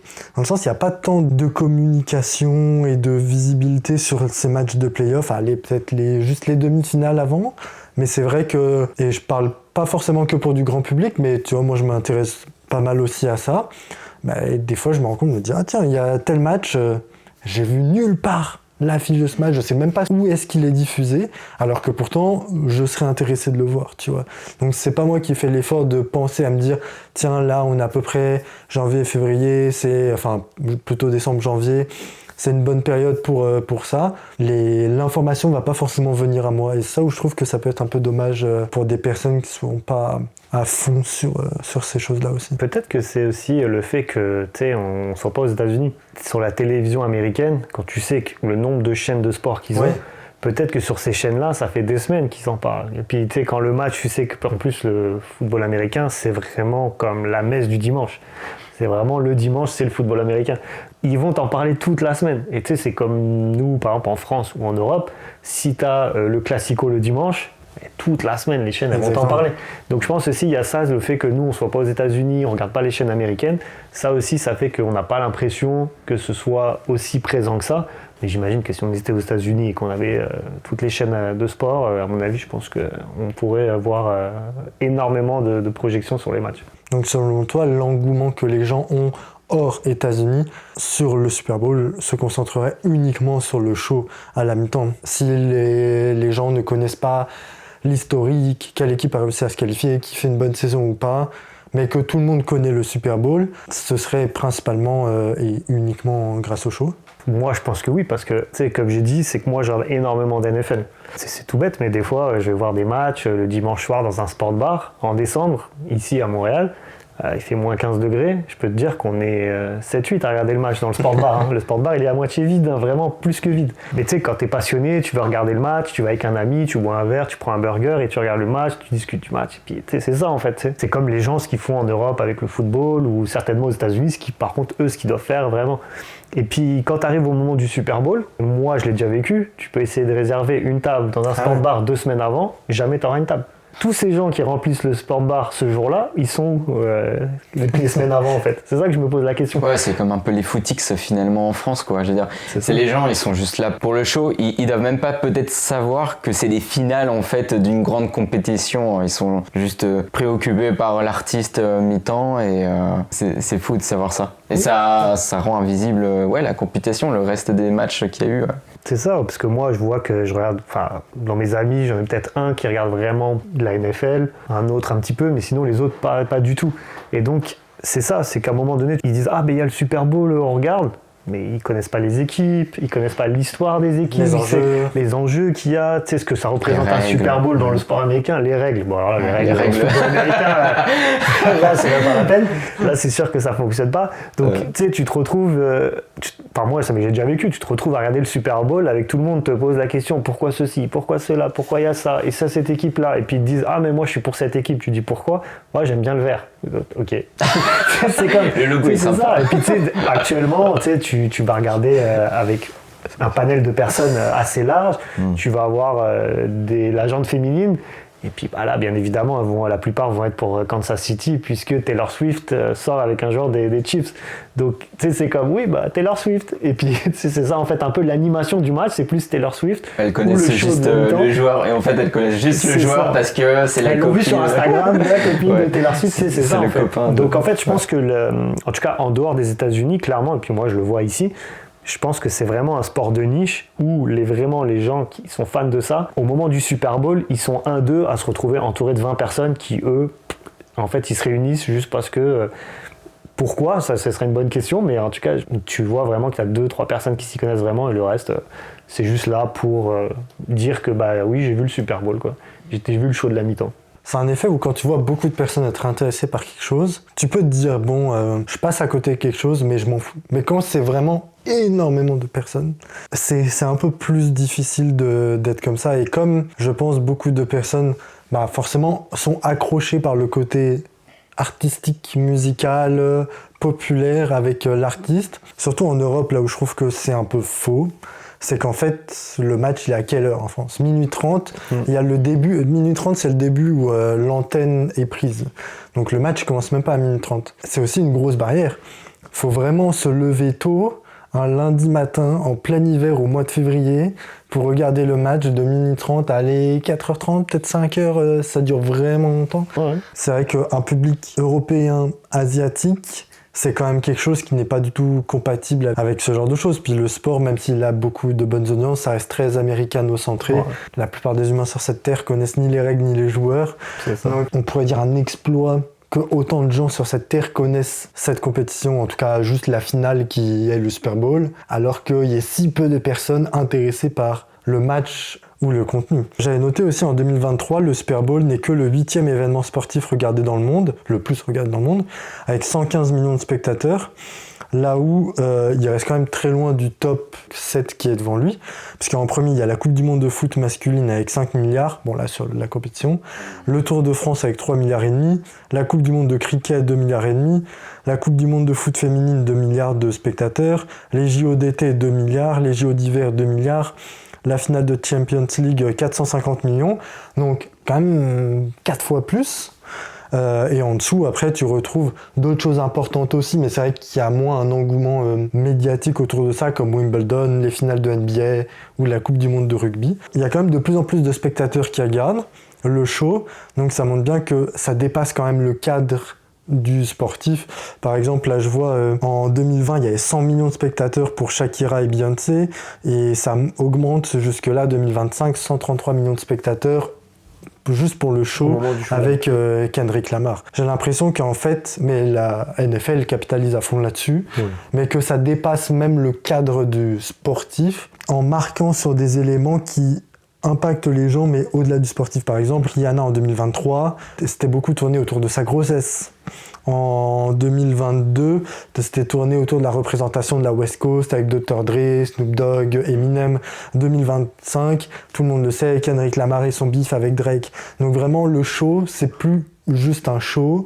2024, il y avait Usher qui était un peu moins un succès, mais qui a quand même beaucoup de spectateurs avec ce côté très nostalgie des années 2000. Donc même si il est obligé d'avoir un storytelling autour du show pour réussir à accrocher les gens, sachant que si tu les accroches pas avec ça, tu les accrocheras pas avec le sportif. Non, c'est clair. Puis on parlera pas de l'histoire avec Justin Timberlake et Janet Jackson qui là. En fait, tu t'en souviens quand même. C'est ça, tu t'en souviens quand même. L'année, je m'en souviens pas. Parce que tu te souviens de Dua Lipa en 2020 qui a chanté à Istanbul pour la finale de Ligue des Champions. Non, c'était 2021. L'UEFA essaye de le faire aussi, puis pourtant ça prend moins que la NFL. Non, mais c'est clair parce que le football en Europe a une signification tellement forte et tellement grande que c'est pas juste avec un petit show que tu vas faire venir les gens. Les gens, ils viennent pas pour voir ça, ils viennent vraiment pour voir le match. Mais ce que tu dis, c'est vrai, parce qu'en Europe, je pense que c'est dur pour la NFL de s'imposer à cause du décalage horaire. Moi, je vais pas te mentir, quand je vivais encore en France, j'étais le seul extraterrestre à poser ma journée du lundi pour pouvoir regarder mon match durant toute la nuit, tu vois. Donc, c'est ça. Mais je connaissais personne d'autre qui faisait ça, tu vois. Donc, parce que pour moi, c'était, je regardais durant la saison, j'essayais de regarder pas mal de matchs. C'est plus difficile avec le décalage horaire. C'est sûr que les matchs du lundi soir, dimanche soir ou jeudi soir, Quand tu vis à Montréal, c'est facile, mais quand tu es en France, c'est beaucoup plus compliqué. Oui, je pense que la NFL surfe là-dessus. Ils essaient de faire venir du monde devant la télé à ce moment-là, grâce à ça. Mais c'est du monde qui va revenir qu'au Super Bowl. Ils vont jamais revenir durant la saison régulière de l'année d'après. C'est souvent des gens qui se réunissent chez quelqu'un, ils sont une quinzaine. Au moment où ils arrivent chez la personne, le match commence, mais avant que le match commence, ils ne savaient même pas c'était qui les deux équipes. Ils ont aucune idée, tu sais, puis c'est ça, puis tu sais, les significations de toutes ces choses-là et tout, ils ont aucune idée. Moi, c'est ça qui m'intrigue en fait. C'est à quel moment tu te réunis à une quinzaine ou vingtaine de personnes dans un appartement où tu n'en as pas une seule qui a regardé un match de l'année et qui en fait est au courant de ce qui se passe, sauf pour un show de la mi-temps, mais apparemment, c'est peut-être que c'est une occasion. Tu vois, c'est peut-être que les gens se disent, bah là c'est l'occasion de se réunir et passer du temps ensemble. C'est une sorte d'excuse en fait. Ouais. C'est plus ça, parce qu'au final, personne regarde le match en fait. Personne ne sait ce qui se passe, les règles, personne ne les connaît. Pourquoi là il y a ça, pourquoi il y a ça, pourquoi dans ce coup il y a un drapeau jaune qui sort de nulle part, on ne sait pas. Et les gens en fait ça les intéresse pas. Tu sais, ils parlent, personne ne regarde, puis à un moment, ah ça y est c'est la mi-temps. Et là ils regardent en fait.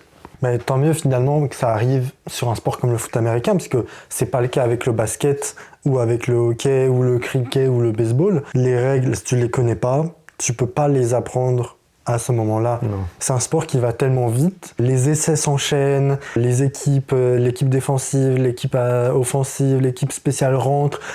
Si tu n'es pas concentré, tu peux pas l'apprendre à ce moment-là. En plus, comme il y a de l'enjeu, il y a le show qui arrive, tout est très timé. Si tu veux prendre pleinement l'ampleur de ce qui se passe, tu es obligé d'en être informé avant. Bien sûr. Parce que si tu commences à comprendre, tu vas regarder, ce sera déjà le deuxième tiers-temps, ce sera compliqué. C'est clair que oui, c'est quelque chose que tu apprends au fur et à mesure en regardant les matchs.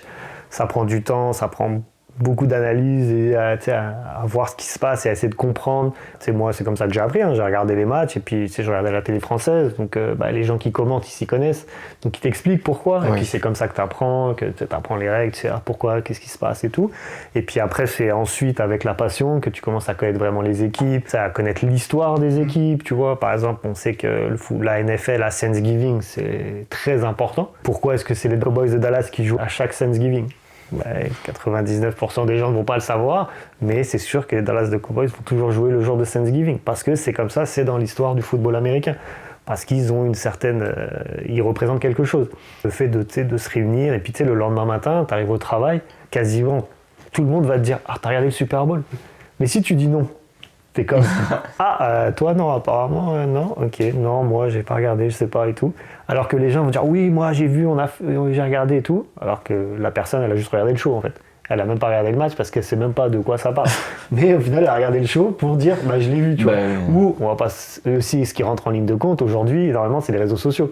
Si tu vas faire tes stories Super Bowl devant la télé, « Ah, c'est super, allez les Chiefs, allez les Eagles. » Mais en fait, t'as fait ta story, quoi. Et puis tout le monde va liker ta story en disant « Ah, t'as vu le Super Bowl, c'était génial. » Mais par contre, faut pas demander à la personne à la fin qui a gagné ou ce qui s'est passé. Donc, je pense qu'il y a beaucoup de choses qui rentrent en ligne de compte là-dedans. Je sais même plus s'il y a une coupe du monde ou quelque chose comme ça de football américain, non ? Non. La coupe du monde, c'est le Super Bowl, parce que pour eux, le monde, c'est les États-Unis. Ah oui, ouais, c'est ça. Comme Noah Lyles, il avait dit pour le basket, il dit « Pourquoi quand tu gagnes les finales de NBA, c'est écrit World Champions. Champion du monde de quoi ? C'est juste les États-Unis, tu vois. Non, en fait, je pense que ça pourrait, mais il n'y a pas assez d'équipes internationales. C'est bien dommage parce que ça aurait peut-être développé un peu plus le sport, disons, à l'international. Les gens, peut-être, ils s'informeraient un peu plus sur les règles, sur le format des compétitions. Parce que je sais qu'en France, on a quand même on a un bon réseau, on a quand même de bonnes équipes de football américain. Je pense que le cap est dur à... il y en a de plus en plus des étrangers, donc des non-américains qui jouent à NFL. Ouais. Il y en a de plus en plus, mais c'est vrai que c'est dur de passer le cap et en tant qu'étranger européen, de venir avoir ta chance en NFL, je pense que c'est pas évident. Parce que déjà, comme c'est un sport qui est tellement américain, ils ont tellement un vivier mais énorme que réussir à prendre un non-américain qui puisse avoir le niveau de pouvoir jouer, c'est quand même pas évident. Je pense que cette année, durant la saison, je pense qu'il y avait 2 Français qui étaient dans des rosters d'équipe NFL. On les a pas vus. Après, c'est sûr que les rosters sont énormes, tu as 50 joueurs par équipe. Je pense que c'est très très difficile parce qu'ils sont comme... regarde la NBA, ça a pris énormément de temps avant qu'il y ait autant d'étrangers qu'il y a aujourd'hui. En fait, juste, ils n'ont pas de volonté non plus, en tout cas du point de vue sportif, à s'ouvrir et s'internationaliser. Parce que s'ils veulent le faire, ils savent qu'ils peuvent justement autoriser plus de joueurs étrangers, pas avec une règle comme tu dois avoir tant de pourcentage de joueurs qui doivent se partager tant de minutes dans la saison. Donc ce qui fait que les joueurs étrangers sont obligés de le faire.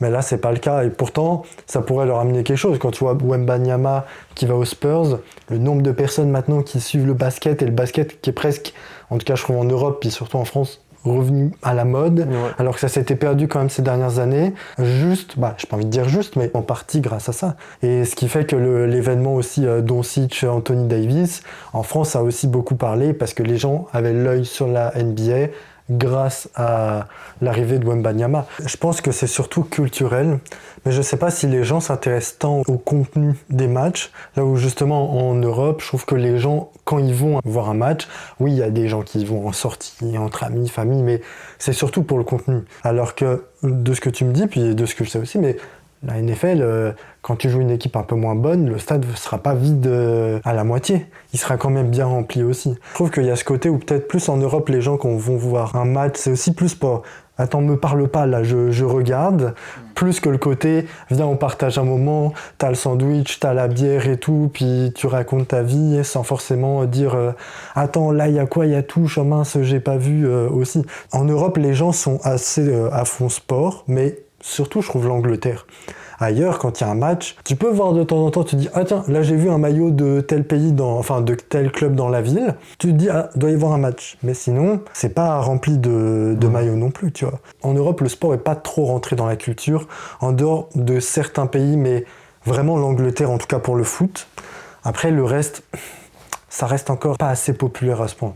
En fait, l'approche, je pense, du sport, que ce soit aux États-Unis ou en Europe, elle est totalement différente. C'est pour ça que, par exemple, le soccer ici, aux États-Unis, ça a énormément de mal à prendre. Parce que quand tu regardes les sports américains, c'est des sports qui sont fractionnés. Ça veut dire t'as une action, ça s'arrête. T'as une action, ça s'arrête. Et puis l'action se répète. C'est-à-dire que la NFL, ça joue, t'as une action, ça va s'arrêter. Ça joue, ça va s'arrêter. La NBA, t'as toujours... Ça veut dire le gagnant, il doit mettre 50 paniers pour gagner le match. Donc ça se répète, c'est une action qui se répète à chaque fois. Le baseball, c'est la même chose. C'est l'action qui se répète, qui se répète, qui se répète. Les sports américains, c'est beaucoup ça. Et en fait, ils ont beaucoup de mal au début avec le soccer, parce que le soccer, tu vas regarder pendant 85 minutes, il va quasiment rien se passer. Tu vas te lever pour aller chercher tes chips, tu vas revenir t'asseoir, il y aura eu 1-0, tu auras raté la seule action importante de tout. Et ça, ils ont du mal à accrocher là-dessus. C'est pour ça que le soccer, ça a mis énormément de temps à venir. Maintenant, aux États-Unis, ça y est, ça a commencé à venir depuis quelques années avec les stars européennes ou mondiales qui sont arrivées. Mais ils ont eu beaucoup de mal là-dessus. Et tu sens que c'est pas trop dans leur... Et c'est ce que tu dis en fait. C'est qu'ils viennent pour un show, mais à un moment donné, pendant 10 minutes, ils vont pas regarder ce qui se passe. Parce qu'ils sont dans le je mange, je bois, je discute, je suis dans l'atmosphère du truc, alors qu'en Europe, les gens sont focus sur ce qui se passe sur le terrain, quoi. Oui, c'est vraiment plus la culture du spectacle. Et comme tu l'as dit en plus, c'est très bien réalisé. Il y a des animations à la mi-temps, des shows de motocross, des pom-pom girls, que ce soit NBA, NFL, même WWE aussi avec le catch. Bon, à voir si on le considère plus comme un sport ou autre chose. Là, ça c'est vraiment plus dans la représentation et le spectacle de dire j'y suis allé et j'ai passé une bonne soirée. Alors en France, va au mois de novembre dans certains stades de foot, il pleut, il fait froid, les équipes elles jouent sur des terrains de merde, mais je te parle pas du rugby ou d'autres sports, bah tu rentres, t'es pas content le dimanche soir et tu dois aller travailler le lendemain. Donc c'est sûr que là-dessus, c'est pas la même philosophie non plus. Je vois aussi les différences. C'est pour ça qu'au final, quand tu regardes un événement comme le Super Bowl, tu vois que l'engouement qu'il peut y avoir autour, le nombre de personnes qui peuvent regarder ce match ce soir-là, des gens qui ne connaissent rien au sport, ne regardent jamais ce sport-là, mais vont bloquer toute leur soirée pour cet événement-là. Parce que c'est une tradition comme les Thanksgiving, Halloween ou même Noël, tu vois. C'est une fête. Le nombre de personnes qui fêtent Noël sans croire en la fête de Noël, ça c'est vraiment, je pense, tellement culturel que ce serait impossible à répliquer ailleurs. Et même aux États-Unis, comme on disait, les autres sports, ça ne fait pas autant ce côté universel. Non, oui, et puis en fait, ça fait partie même de leur éducation, tu vois, de base. vu que c'est vachement important aussi à l'université, l'histoire des bourses et des choses comme ça. Tu vois, dans les familles, c'est vachement ancré déjà tout ça, de juste essayer d'entrer dans l'équipe déjà de l'université, ensuite d'entrer dans les grandes équipes de NFL. C'est pour ça que ça prend énormément d'engouement pour ce genre d'événement ou pour toute la compétition. Aux États-Unis, c'est ça, et c'est pour ça que c'est différent aussi en Europe. Là-bas, le sport, c'est aussi très important pour la bourse, mais que ce soit pour le basket aussi. Mais en France, il y a moins ce truc il n'y a pas ce truc de bourse, tu vas faire les études et tu vas moins essayer d'entrer dans une équipe ou de faire du sport de haut niveau. Alors que là-bas, c'est plus ancré dès le début dans l'éducation. En fait, il y a ce côté d'appartenance un peu aux États-Unis parce que, par exemple, tu prends quelqu'un qui va faire des études dans une université, pas du tout sportif ou quoi que ce soit. Il va arriver pour en Kentucky ou je sais pas quoi, et puis Kentucky, l'équipe de football américain, allez les Bulldogs. Et la personne elle va aller voir le match des Bulldogs alors qu'à la base ni sportif ni regarde, mais tu sais c'est comme tu es dans l'université, tu dois aller voir l'équipe de football américain de l'université, tu vois, tu dois aller les supporter. C'est comme en eux. Et puis après ils vont quitter l'université, puis ils vont quand même avoir leur pull avec les Bulldogs et ils vont l'avoir pour eux. La vitam aeternam et continuer à suivre les résultats et parce que oui, une fois que tu as été tu fais partie de cette université le reste de ta vie et l'équipe de football américain de cette université, c'est celle-ci. Donc il faut que tu suives Notre-Dame ou quoi que ce soit, UCLA, il faut que tu continues à suivre jusqu'à la fin de ta vie. Et en fait, c'est souvent ça. Et puis souvent, tu vas avoir des enfants derrière. Ah oui, va à UCLA. Il y a ce côté appartenance qu'en Europe, tu n'as pas. Non, puis aussi, comme la NFL vise aussi à rajeunir le public, en tout cas pour le Super Bowl, et à essayer de toucher un maximum de monde, il y a aussi ce côté mathématique où juste, s'il y a plus de monde, il y a moins de connaisseurs. Parce que les gens, ils arrivent, mais s'ils étaient connaisseurs, ils seraient déjà là. Donc si tu veux toucher d'autres personnes, forcément qu'il y a moins de connaisseurs. Donc je pense que ils sont juste sur le côté, nous on veut juste du nouveau public, toujours plus jeune, comme tu l'as dit, l'effet avec Taylor Swift qui a été bien boosté aussi par eux. On prend ce qu'il y a à prendre. Les gens s'intéressent au sport, on n'en a rien à faire parce que les connaisseurs sont déjà en nombre le reste de l'année. On veut marquer cette date-là dans notre année de sport. Quand tu regardes, pour eux c'est important parce que après des publicités pendant la mi-temps du Super Bowl, toutes ces choses-là, pour eux c'est important, le merchandising, de vendre énormément au maximum. Ils ont tellement de petits trucs à vendre avec les trucs des équipes aux États-Unis. C'est du fric. Ah oui, non, mais c'est monstre. Donc c'est pour ça que oui, que connaisseurs ou pas, ils savent que les connaisseurs sont là, ils supporteront toujours les équipes. Et puis après, ils veulent attirer du monde, pas spécialement connaisseurs, mais avec un show, avec une ambiance, une atmosphère, quelque chose qui est un peu dans la hype du moment. Tu dis, aujourd'hui, c'est la journée du Super Bowl. Toi, tu ne regardes pas le football américain ? Mais aujourd'hui, tu dois absolument regarder le Super Bowl. Si tu fais pas ça dans ta journée est ratée. Tu vois. Donc c'est un peu ce concept-là qu'ils vont te donner. Et c'est pour ça que tu te retrouves avec des gens qui regardent les sports bars remplis, les appartements remplis. Le dernier match qu'ils ont regardé, c'était il y a un an. Le Super Bowl d'avant. Exactement. C'est ça. Oui, c'est ça. J'ai envie de dire, c'est un peu comme les JO en fait. T'es là pour l'événement, mais en soi, tu connais pas la majorité des athlètes. Dire les JO d'hiver ou d'été, là je parle vraiment monde, mais les gens regardent pour supporter ton pays, mais supporter plus ou moins à différents niveaux d'implication. Tu connais pas les athlètes avant, tant qu'il n'a pas gagné de médaille. Le nombre de gens qui parlaient de Léon Marchand avant, ne serait-ce que sa première finale, personne, à part les connaisseurs de natation. Oui. Là-dessus, c'est aussi quelque chose d'assez similaire, tu vois. Un sport qui est tellement gros, là pour le coup, qui est tellement culturel sur les États-Unis, mais les JO qui est pareil, une machine tellement énorme que juste les gens ne s'intéressent pas à ça en détail. En fait, on s'intéresse aux gagnants parce que c'est le plus facile. Tom Brady, Mahomes, les gens ont ces noms en tête parce qu'ils gagnent puis ils sont mis comme figure. Incapable de citer plusieurs noms parce que ils n'ont pas été faits comme figure, alors que pourtant à chaque Super Bowl, tu les vois, les légendes qui sont intronisées au Hall of Fame, à chaque fois ils font en plus ce petit travail-là, mais qui n'est pas vraiment appuyé pour le grand public. Non, c'est ça. Personne ne connaît Josh Allen. C'est sûr, parce que voilà, jamais été au Super Bowl encore. Pourtant, il a été MVP cette année, mais c'est tête de gondole du sport qui fait qu'au final, on se souvient un peu d'eux. Je pense qu'avant le Super Bowl cette année, Saquon Barkley, personne ne savait qui c'était. Alors que pourtant, c'est un sacré joueur. Et pourtant, avant, il était dans un gros marché vu qu'il était à New York. Alors, c'est quand même un très gros marché du sport américain. C'est ça, personne ne le connaît. Et c'est pareil après pour les Jeux Olympiques ou ça. Pendant un mois, tous les 4 ans, tu t'intéresses à des sports où tu ne serais jamais intéressé de ta vie. Tu regardes, après c'est sûr que tu supportes principalement ton pays, bien évidemment. Donc tu regardes les sportifs français ou quoi. Et puis quand ils gagnent, t'es là. Et puis celui qui travaille depuis 3 ans et demi pour participer aux Jeux Olympiques, il y participe. Il a travaillé comme un acharné parce qu'à côté, il faisait aussi son travail. Hein. Parce qu'aux Jeux Olympiques, il n'y en a pas beaucoup des sportifs professionnels. Donc au final, lui, il a perdu au premier tour, personne ne le connaît. Pourtant, il a travaillé autant que l'autre. Hein. Que si tu ne gagnes pas, on ne te connaît pas. Même ceux qui perdent en finale. Hein. Oh non, mais c'est ça. Si tu ne gagnes pas, c'est très compliqué pas de médaille, on se souvienne de toi. Est-ce que vous réussiriez à convaincre un de vos proches à regarder le Super Bowl au moins pour le contenu ou d'autres matchs de play-off? Ou alors c'est mort, les gens que vous connaissez seraient vraiment intéressés que par la mi-temps? Non, je pense que je pourrais en convaincre, mais je pense que je perdrais des amis. Ah. Je pense que c'est surtout ça, parce qu'à partir du moment où je dis tu viens, on regarde le match, on en parle, on discute, la personne, parce qu'un match football américain c'est quand même long, c'est quand même 3 heures. Ouais. Donc la personne qui ne connaît pas, qui n'est pas intéressée, il faut réussir à la tenir pendant 3 heures. Donc j'ai un ou deux, 3 amis qui pourraient éventuellement, mais ce serait une fois quoi. Ils ne vont pas venir toutes les semaines chez moi pour regarder le match, à un moment donné ils ont autre chose à faire, parce que c'est pas ce qui les passionne. Mais un match comme ça... Ouais, ça se comprend. C'est ça, je comprends aussi. Hein, moi il y a des choses, ils pourraient m'inviter chez eux et puis me parler de certains sujets qui ne m'intéressent pas plus que ça. Bien évidemment, je vais le faire une fois, mais je ne vais pas venir non plus tout le temps. Hein. Et toi? Ouais, moi je pourrais convaincre, mais ça va pas durer très longtemps non plus. Juste, ouais, parce que c'est super long aussi. Et le fait de raconter qu'est-ce qui se passe là, à ce moment, les règles déjà de base, ça prend quand même pas mal de temps. Ça fait pas partie d'un sport qu'on connaît bien en Europe, donc c'est vrai qu'il y a ce truc de, en fait, on s'en fout. On s'en fout, ça reste juste aux États-Unis. Et il n'y a pas ce truc de, il y a une équipe de France de football américaine. Et là, ça aurait un peu plus d'engouement. Ça se dirait, allez, on sera derrière l'équipe de France. Mais là, il n'y a rien. Il n'y a rien qui se raccroche en fait à l'Europe, ni à la France et tout ça. Donc c'est compliqué.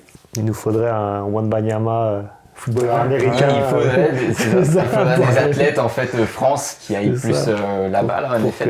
Pour que ça éclate. Mais je pense aussi qu'il y a un critère qu'on oublie. On en parlait tout à l'heure, mais il y a aussi aujourd'hui, on s'identifie beaucoup à ce qu'on regarde, aux gens qu'on regarde, à toutes ces choses-là.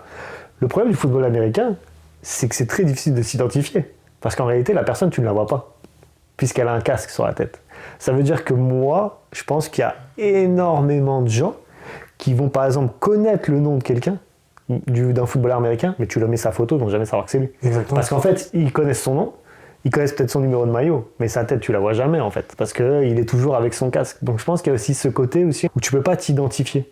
Tu sais, comme par exemple le rugby en France, où Antoine Dupont est comme aujourd'hui une légende en France, ouais. Mais c'est parce que tu peux t'identifier à lui, tu vois. Ouais, tu vois, c'est un petit gars, tu vois, il a l'air très sympathique, et tu pourrais te dire que oui, ça pourrait être un pote à moi. Mais les footballeurs américains, non, ils sont dans leur, avec le casque, les trucs sur eux, tout ça et tout. Franchement, si tu regardes pas, tu t'intéresses pas un petit peu à côté, t'as jamais vu un footballeur américain sans sa tenue. Très très très rare en fait. Si tu t'intéresses pas, jamais tu l'auras vu. Donc je pense qu'il y a aussi ce côté un peu où tu peux pas t'identifier à quelqu'un, où ils sont tous pareils, tous la même tenue, tous un casque sur la tête en fait. Et puis quand on parlait aussi de la couverture médiatique, regarde le nombre, après ça c'est pas toujours très intéressant parce que ça n'apporte rien, mais quand tu regardes le nombre, par exemple sur Insta, de followers de Wembanyama, LeBron James, un footballeur américain, Mahomes, Brady, puis Messi, Ronaldo, tu sais, c'est tellement des sphères totalement opposées. Toi, tu peux être très connu dans ta localité, mais en fait, les gens vont pas aller sur tes réseaux pour te connaître un peu plus parce qu'en fait, t'es entre guillemets rien par rapport à des sportifs qui sont tellement hors normes. Mais comme tu dis, ça joue beaucoup aussi. Je pense que ça marche aussi pas mal avec les cyclistes. Avec le côté casque aussi. Le vélo, il avance quand même assez vite. Ils ont les lunettes. Les maillots, encore une fois, c'est l'écurie. C'est un peu plus compliqué. La Formule 1, ça pourrait le faire s'il y avait plus d'athlètes. Mais comme là, ils sont que 20, c'est relatif, 20 plus des réservistes, mais c'est assez facile quand même de les connaître. Tu vois, 20 sportifs dans un sport. c'est ça. Honnêtement, déjà tout le monde connaît pas les 20, mais c'est assez facile à retenir, tu vois. Mais c'est vrai que là, je suis d'accord avec toi. 50 personnes fois combien d'équipes? 20, 30? T'en as plus de 30, 32, donc 55 fois 32. Ah oui, Bon, franchement, je suis un fan de NFL, mais honnêtement, je connais pas. C'est impossible de tous les connaître et tout ça. Donc c'est pour ça que tu vas toujours connaître la tête de gondole de l'équipe, ce qui est à 95% du temps le quarterback. Mais après, derrière, les autres, franchement, personne s'en occupe, personne sait qui c'est. Ça joue aussi à ça. Peut-être que je pense que les joueurs vont pas s'en plaindre. Hein. Ça leur laisse un peu plus de tranquillité, de vie privée, j'imagine. Enfin, tu sais, il y a des footballeurs américains, j'imagine que certaines personnes connaissent le nom, ils vont le croiser dans la rue, ils vont jamais savoir que c'est. Au final, ça les laisse plus tranquilles, ils sont moins visibles. C'est seulement et déjà la 8e émission d'Avis de Personne. Va nous follow sur Insta, avisdepersonne.podcast pour ne louper aucun épisode. On continue avec la reco par personne. Qui d'entre vous veut commencer? Thibaut, Cédric, tu veux commencer? Je peux commencer. Vas-y. Alors moi, du coup, c'est un créateur de contenu, regardé ou peut-être connu par l'un d'entre vous, mais c'est Bruno Maltor, qui est un YouTuber mais Instagrammeur aussi, qui fait des vidéos donc, de voyage, mais aussi des conseils sur la vidéo et la photo, parce que toutes ces vidéos sont très bien travaillées sur ses voyages. Il a souvent fait donc, des vidéos aussi au Canada, avec le gros trajet de train que tu fais. Je pense que c'est l'un des plus gros, ou peut-être où c'est le plus cher, je crois, les places. Il nous fait un peu une visite, mais authentique, de différents pays qu'il visite, disons. Et il traite différents sujets, peut-être la nourriture ou le côté argent. Enfin, il essaye de passer un peu plus en profondeur peut-être lors de ses voyages. Mais j'aime beaucoup parce que c'est des vidéos très bien travaillées avec des belles photos et c'est quelqu'un aussi qui a l'air très sympa aussi dans la vie. Donc voilà. C'est pas Bruno Maltor. C'est pas le Rocky Mountain? Si, je crois que c'est ça. L'un des voyages les plus chers Ouais, aussi en l'un des train. voyages. Ouais. Ouvert en haut, où tu peux regarder le paysage et Ouais. tout ça. Là, c'est le c'est Rocky magnifique. Mountain, là, c'est Magnifique. incroyable. Bah sympa. Je l'avais rencontré à Montréal là, il y a 2 ans, il était venu faire un verre du voyageur là. Voilà. J'ai traversé le 2e plus grand pays du monde en train. Soit un périple de 4466 km. Tout ça dans l'un des plus beaux trains du monde. Moi, ma recommandation, je suis très fan de séries et de films. Ok. J'en regarde énormément. Je pense que c'est vraiment une série, j'ai jamais entendu personne m'en parler. Ma génération, on était énormément fans de la série Malcolm. On a grandi un peu avec ça, cette famille, tout ça et tout, qui nous faisait énormément rire. Et d'ailleurs, apparemment, ils vont revenir pour relancer la série. Et en fait, moi, j'ai trouvé une série américaine il y a quelques années qui ressemble un peu à ça, qui s'appelle The Middle. Et c'est une famille du Midwest américain, pareil, parents, ils ont 3 enfants, pas beaucoup d'argent, toujours dans la débrouille, toujours essayer de trouver des petites astuces pour faire des économies ou des choses ou autres. Et c'est ça, extrêmement drôle. Le fils le plus grand, Axel, qui est footballeur américain, quarterback, mais qui malheureusement pour lui n'est pas doté d'une intelligence extrêmement développée. Et après, ils ont la sœur en dessous, elle par contre très intelligente, très carrée, mais qui cherche le petit ami parfait. Et qui est toujours se retrouver dans des histoires. Et puis après, ils ont le petit frère, qui lui est totalement insociable. Il a toujours le nez dans des bouquins et il a des tocs. Très drôle aussi le fait qu'il puisse avoir des tocs et que ça surgit un peu à n'importe quel moment. Et je trouve qu'en fait, voilà, c'est une série qui rappelle cette série Malcolm qu'on a beaucoup aimée, mais aussi un peu, je pense, à l'image de la famille très classe, très moyenne américaine, où avec 3 enfants, toujours essayer de s'en sortir. Tu vois vraiment au travers de la série toutes les fêtes, Thanksgiving, Noël, où ils essaient, puis tu vois l'évolution des enfants, de la famille, extrêmement intéressant. Le père aussi très insociable, la mère qui veut toujours essayer de réunir toute la famille et faire plein de choses. Donc je trouve que c'est une série vraiment qui est très méconnue. Je pense qu'il doit avoir 9 saisons, c'est comme 20 minutes par épisode, c'est très rapide, ça se regarde très facilement. J'ai vraiment beaucoup aimé cette série qui nous rappelle Malcolm de notre enfance. Je trouve qu'elle est méconnue mais qu'elle mérite d'être regardée parce qu'on passe un bon moment et on rigole quand même pas mal. En plus, la série Malcolm, je crois que le nom entier c'est Malcolm in the Middle. Ah, Il me peut-être. semble. Ok, et c'est sorti quand? Je pense que c'est sorti en 2012, je pense, quelque chose comme ça. Ok, ouais, donc après Malcolm, mais c'est pas récent. Mais Non, ouais, c'est ça ça, c'est date, pas mais- récent. C'est pour ça ils ont fait 9 saisons. La série est terminée c'est depuis quelques années, donc vraiment pas connue, mais c'est vraiment une bonne série, je pense que. Ah ça bah passe bien. regardez. Hmm. Je suis Ah, curieux. regardez, ouais, c'est cool. Hein. Just turned off my phone for 15 minutes. You turned off your phone. But you're a mom. I just needed a break. From what? being a mom? C'est un film donc, qui s'appelle Starlet. Je sais pas si vous connaissez. C'est un film sorti en 2012 aussi, c'est marrant, et réalisé par Sean Baker, que vous connaissez peut-être parce qu'il a réalisé des films comme Florida Project ou Anora, qui est sorti donc 2024 et qui a gagné la Palme d'Or au Festival de Cannes en 2024 d'ailleurs. Et peut-être un Oscar aussi pour l'actrice principale ou ce film, comme il est nominé à pas mal de prix aux Oscars dans quelques semaines, je crois. Donc en fait, on suit Jane, jouée par Dre Hemingway, et son petit chien Starlet. Donc le nom du film vient du nom du chien et pas de l'héroïne, qui suite à l'arrivée d'un élément inattendu dans sa vie, va en fait être amenée à nouer une amitié avec une personne âgée de 85 ans, donc qui s'appelle Sadie, qui est une dame particulièrement aigrie. Donc vraiment une dame de 85 ans qui vit toute seule dans sa petite maison, mais qui n'est pas une retraitée aisée, et qui est vraiment un peu renfrognée, aigrie, qui n'aime pas trop parler aux autres, qui est dans sa petite routine. J'ai vraiment aimé la simplicité de cette histoire, sans apporter un jugement à la vie de tous ces personnages. Ce réalisateur, il a bien capté comment justement garder le réel de ses émotions entre les différents personnages, leurs univers et leurs contradictions, malgré des moyens financiers assez modestes. Je crois que le film a coûté quand même 235 000 $. Donc c'est quand même pas grand chose. C'est assez touchant, même dans les problématiques auxquelles ces deux personnages font face, sans être mot réalisateur ou tomber dans le tire-larme non plus, tu vois. Donc c'est touchant, il y a un brin de mélancolie qui est notamment amené par une musique que j'ai vraiment appréciée dans le film qui s'appelle Keeps Coming Back d'un artiste qui s'appelle Manual. Et ça transmet un sentiment de nostalgie et de mélancolie, mais d'un univers que t'as pas connu. Comme quand tu le vois, en plus ça se situe à Los Angeles, t'as ce visuel qui est très jaune-gris, donc tu rentres direct dans cet univers, même avec le secteur d'activité de cette jeune fille. Je peux pas le dire parce que je trouve c'est intéressant de le découvrir. Okay. Mais tout fonctionne en fait. Sur le papier, si tu en parles avant, si tu regardes des éléments, tu peux te dire « Oh, ça m'attire plus ou moins ». Mais quand tu regardes, tout fonctionne et c'est assez juste. Il n'y a pas un personnage, tu te dis « Elle, c'est une bonne personne ou une mauvaise personne ». C'est même le film, la fin, juste, elle se finit comme dans la vie. Tu as des choses qui pourraient se finir, c'est-à-dire il n'y a pas vraiment de point. Mais c'est pas non plus totalement ouvert, donc c'est ça, j'ai beaucoup aimé. Par contre, juste attention de pas le montrer à n'importe qui, car il y a une scène de plusieurs minutes de sexe très explicite. Évitez de le montrer à des enfants en tout cas. Parfait. Okay. Merci, on va regarder ça. Merci pour nous avoir prévenus.